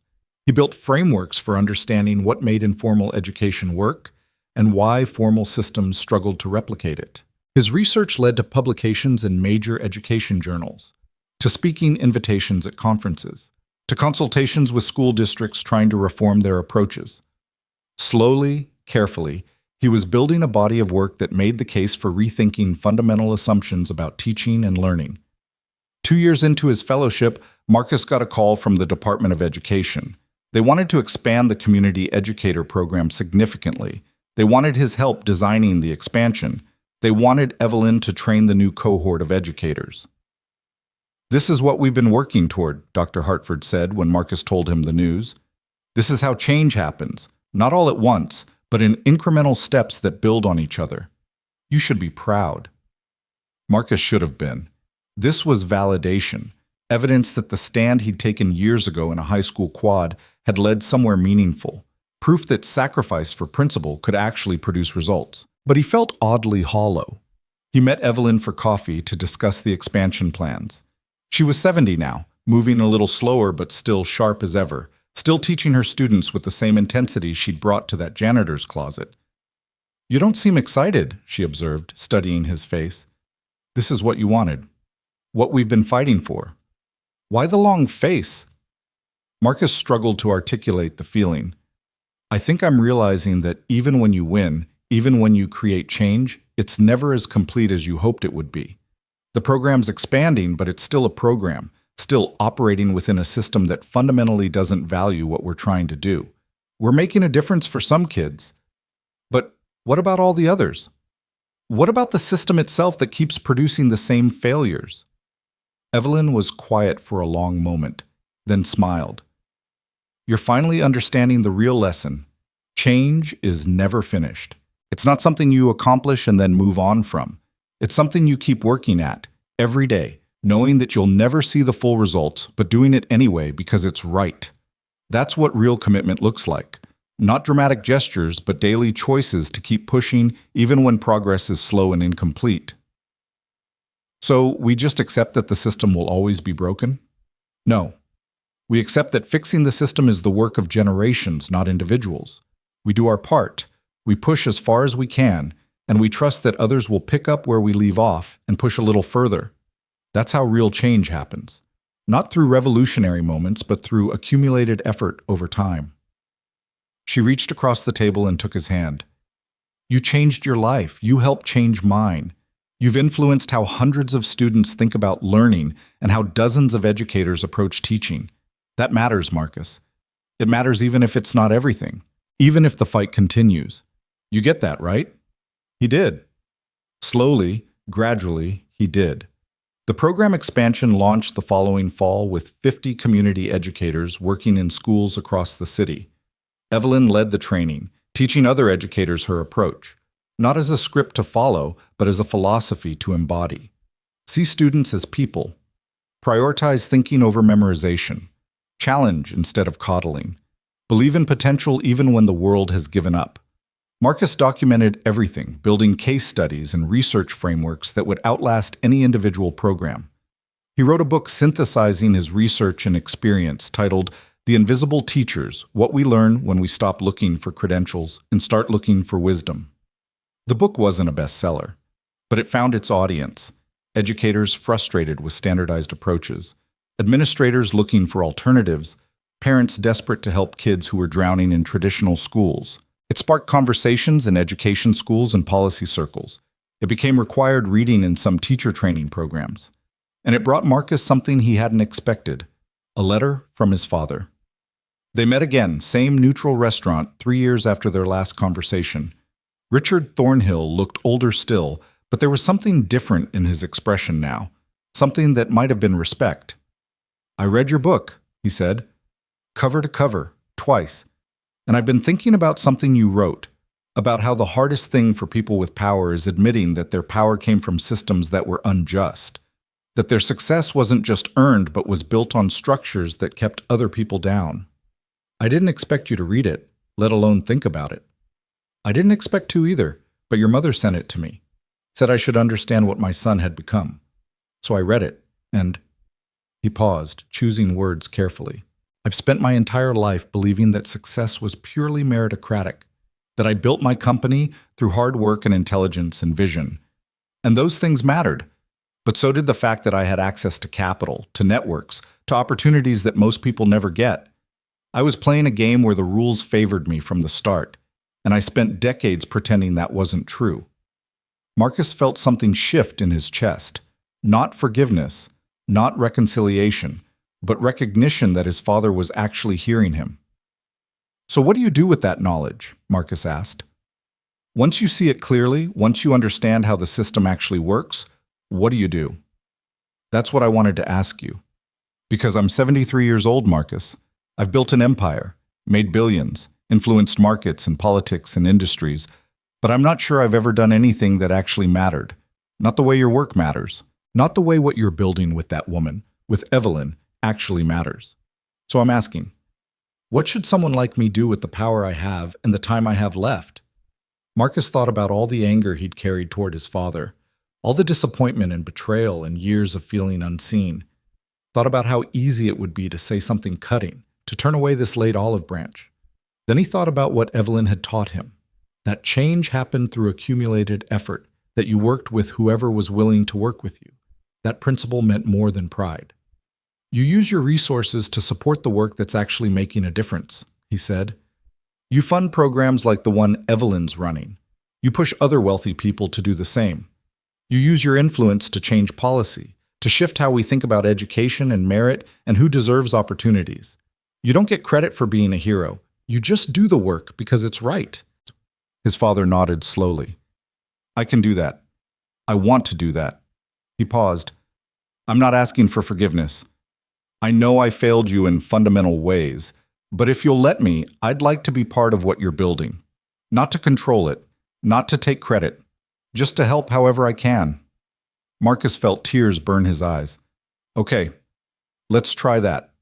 See where it goes." It wasn't a Hollywood ending.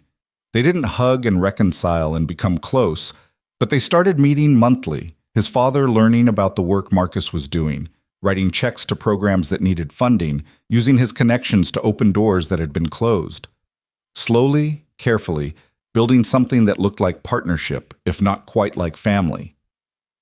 5 years after that conversation, the Community Educator program had expanded to 15 cities across the country.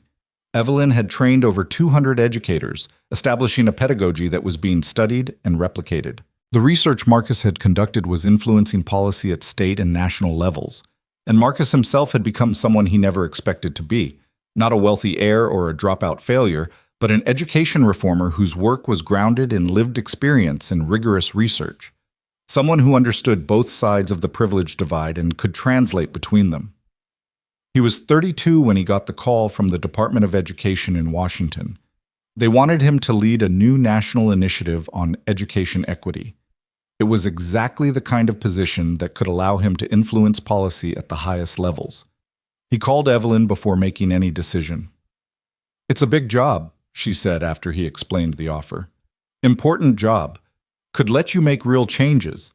But Marcus, can you do it without forgetting where you came from? Without turning into just another administrator who's too far from the classroom to remember what actually matters?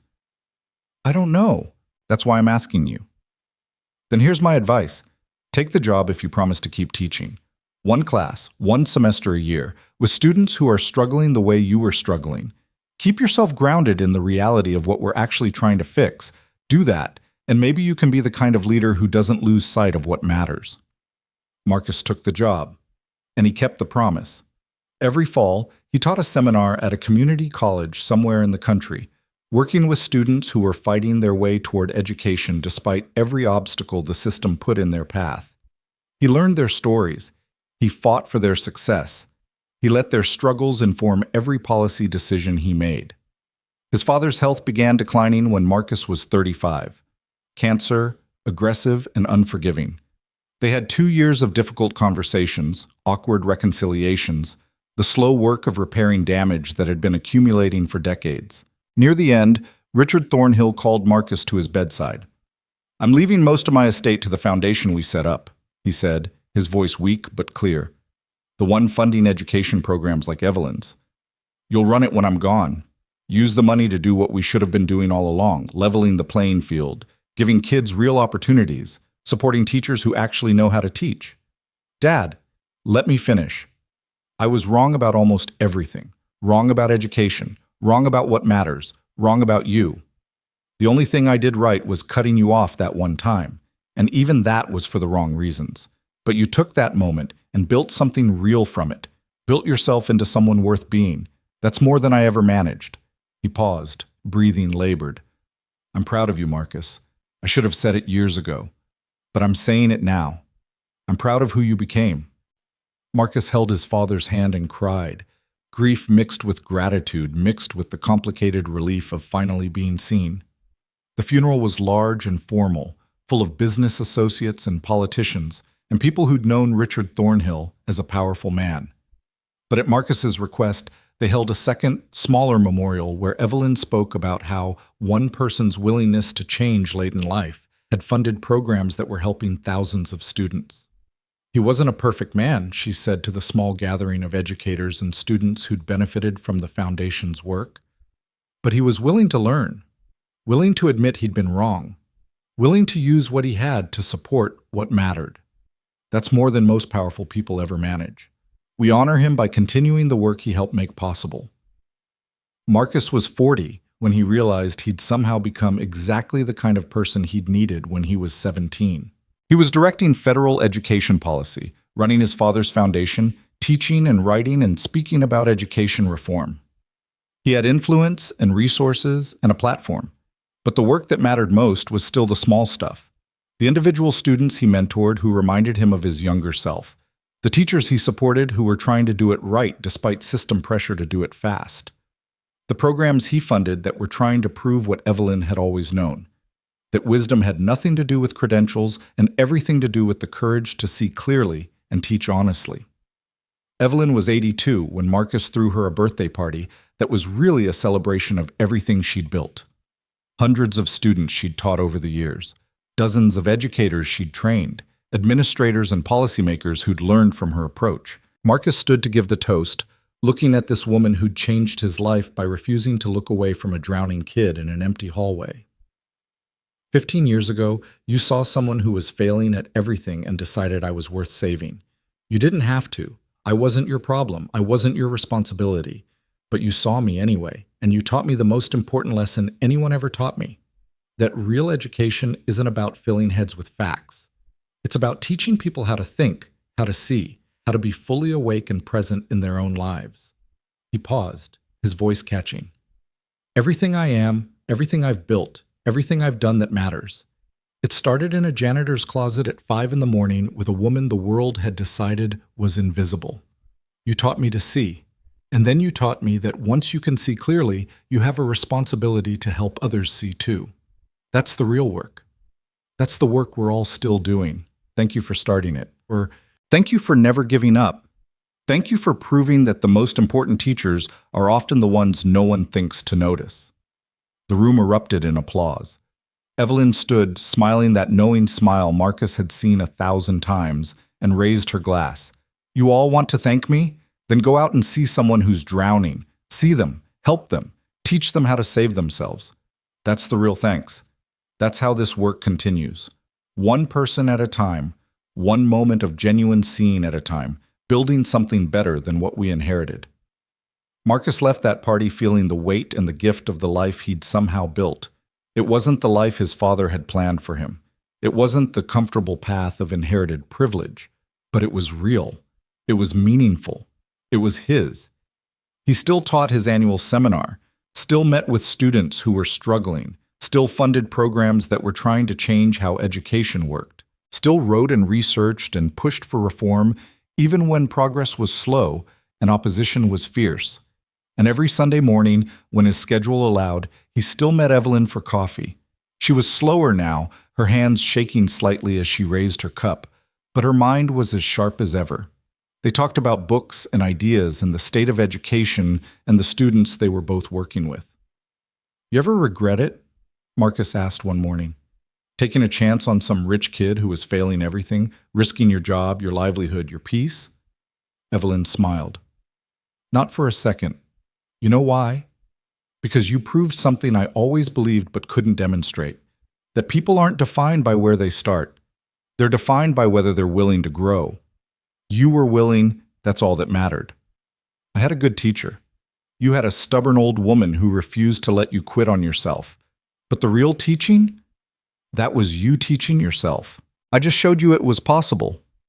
Marcus thought about that conversation as he drove home through the city that had witnessed his transformation. From that first morning in Evelyn's closet to this moment, he'd traveled a distance that couldn't be measured in miles or years, but only in the slow accumulation of growth and understanding and becoming. He wasn't Richard Thornhill's son anymore, wasn't the failure or the rebel or the dropout. He was just Marcus, someone who'd been lost and found himself, someone who'd learned to see, someone who was using everything he'd learned to help others find their own way. And that, he realized, was exactly what Evelyn had been teaching him all along. Not how to be successful in any conventional sense, but how to be real, how to be awake, how to live a life that mattered not because it was impressive or prestigious or wealthy, but because it was grounded in genuine seeing and honest effort and the courage to stand up for what was right even when it cost everything. The work would continue. There would always be more students drowning, more teachers struggling, more systems failing the people they were meant to serve. But now there were also people fighting back, people who understood that education was about more than credentials, people who knew that wisdom could come from unexpected places, people who'd learned, as Marcus had learned, that real change started with the courage to admit you didn't know everything and the humility to learn from whoever was willing to teach. Marcus pulled into his driveway as the sun was setting, painting the sky in shades of orange and gold. He sat in his car for a moment, thinking about the journey from that first desperate morning to this quiet evening. Thinking about Evelyn and his father and the Chen family and all the people who'd shaped him into whoever he'd become. And he smiled, knowing that the most important lesson was also the simplest one. That every person had value, that wisdom had nothing to do with status, that the courage to see clearly and act honestly could change everything, that sometimes the greatest teachers were the ones nobody thought to notice until one desperate morning when a drowning kid looked up and saw someone who refused to look away. And that was enough. That was everything. That was the story worth telling and the life worth living and the legacy worth leaving behind. The story of how a janitor taught a billionaire's son how to think, and in teaching him, taught him how to live.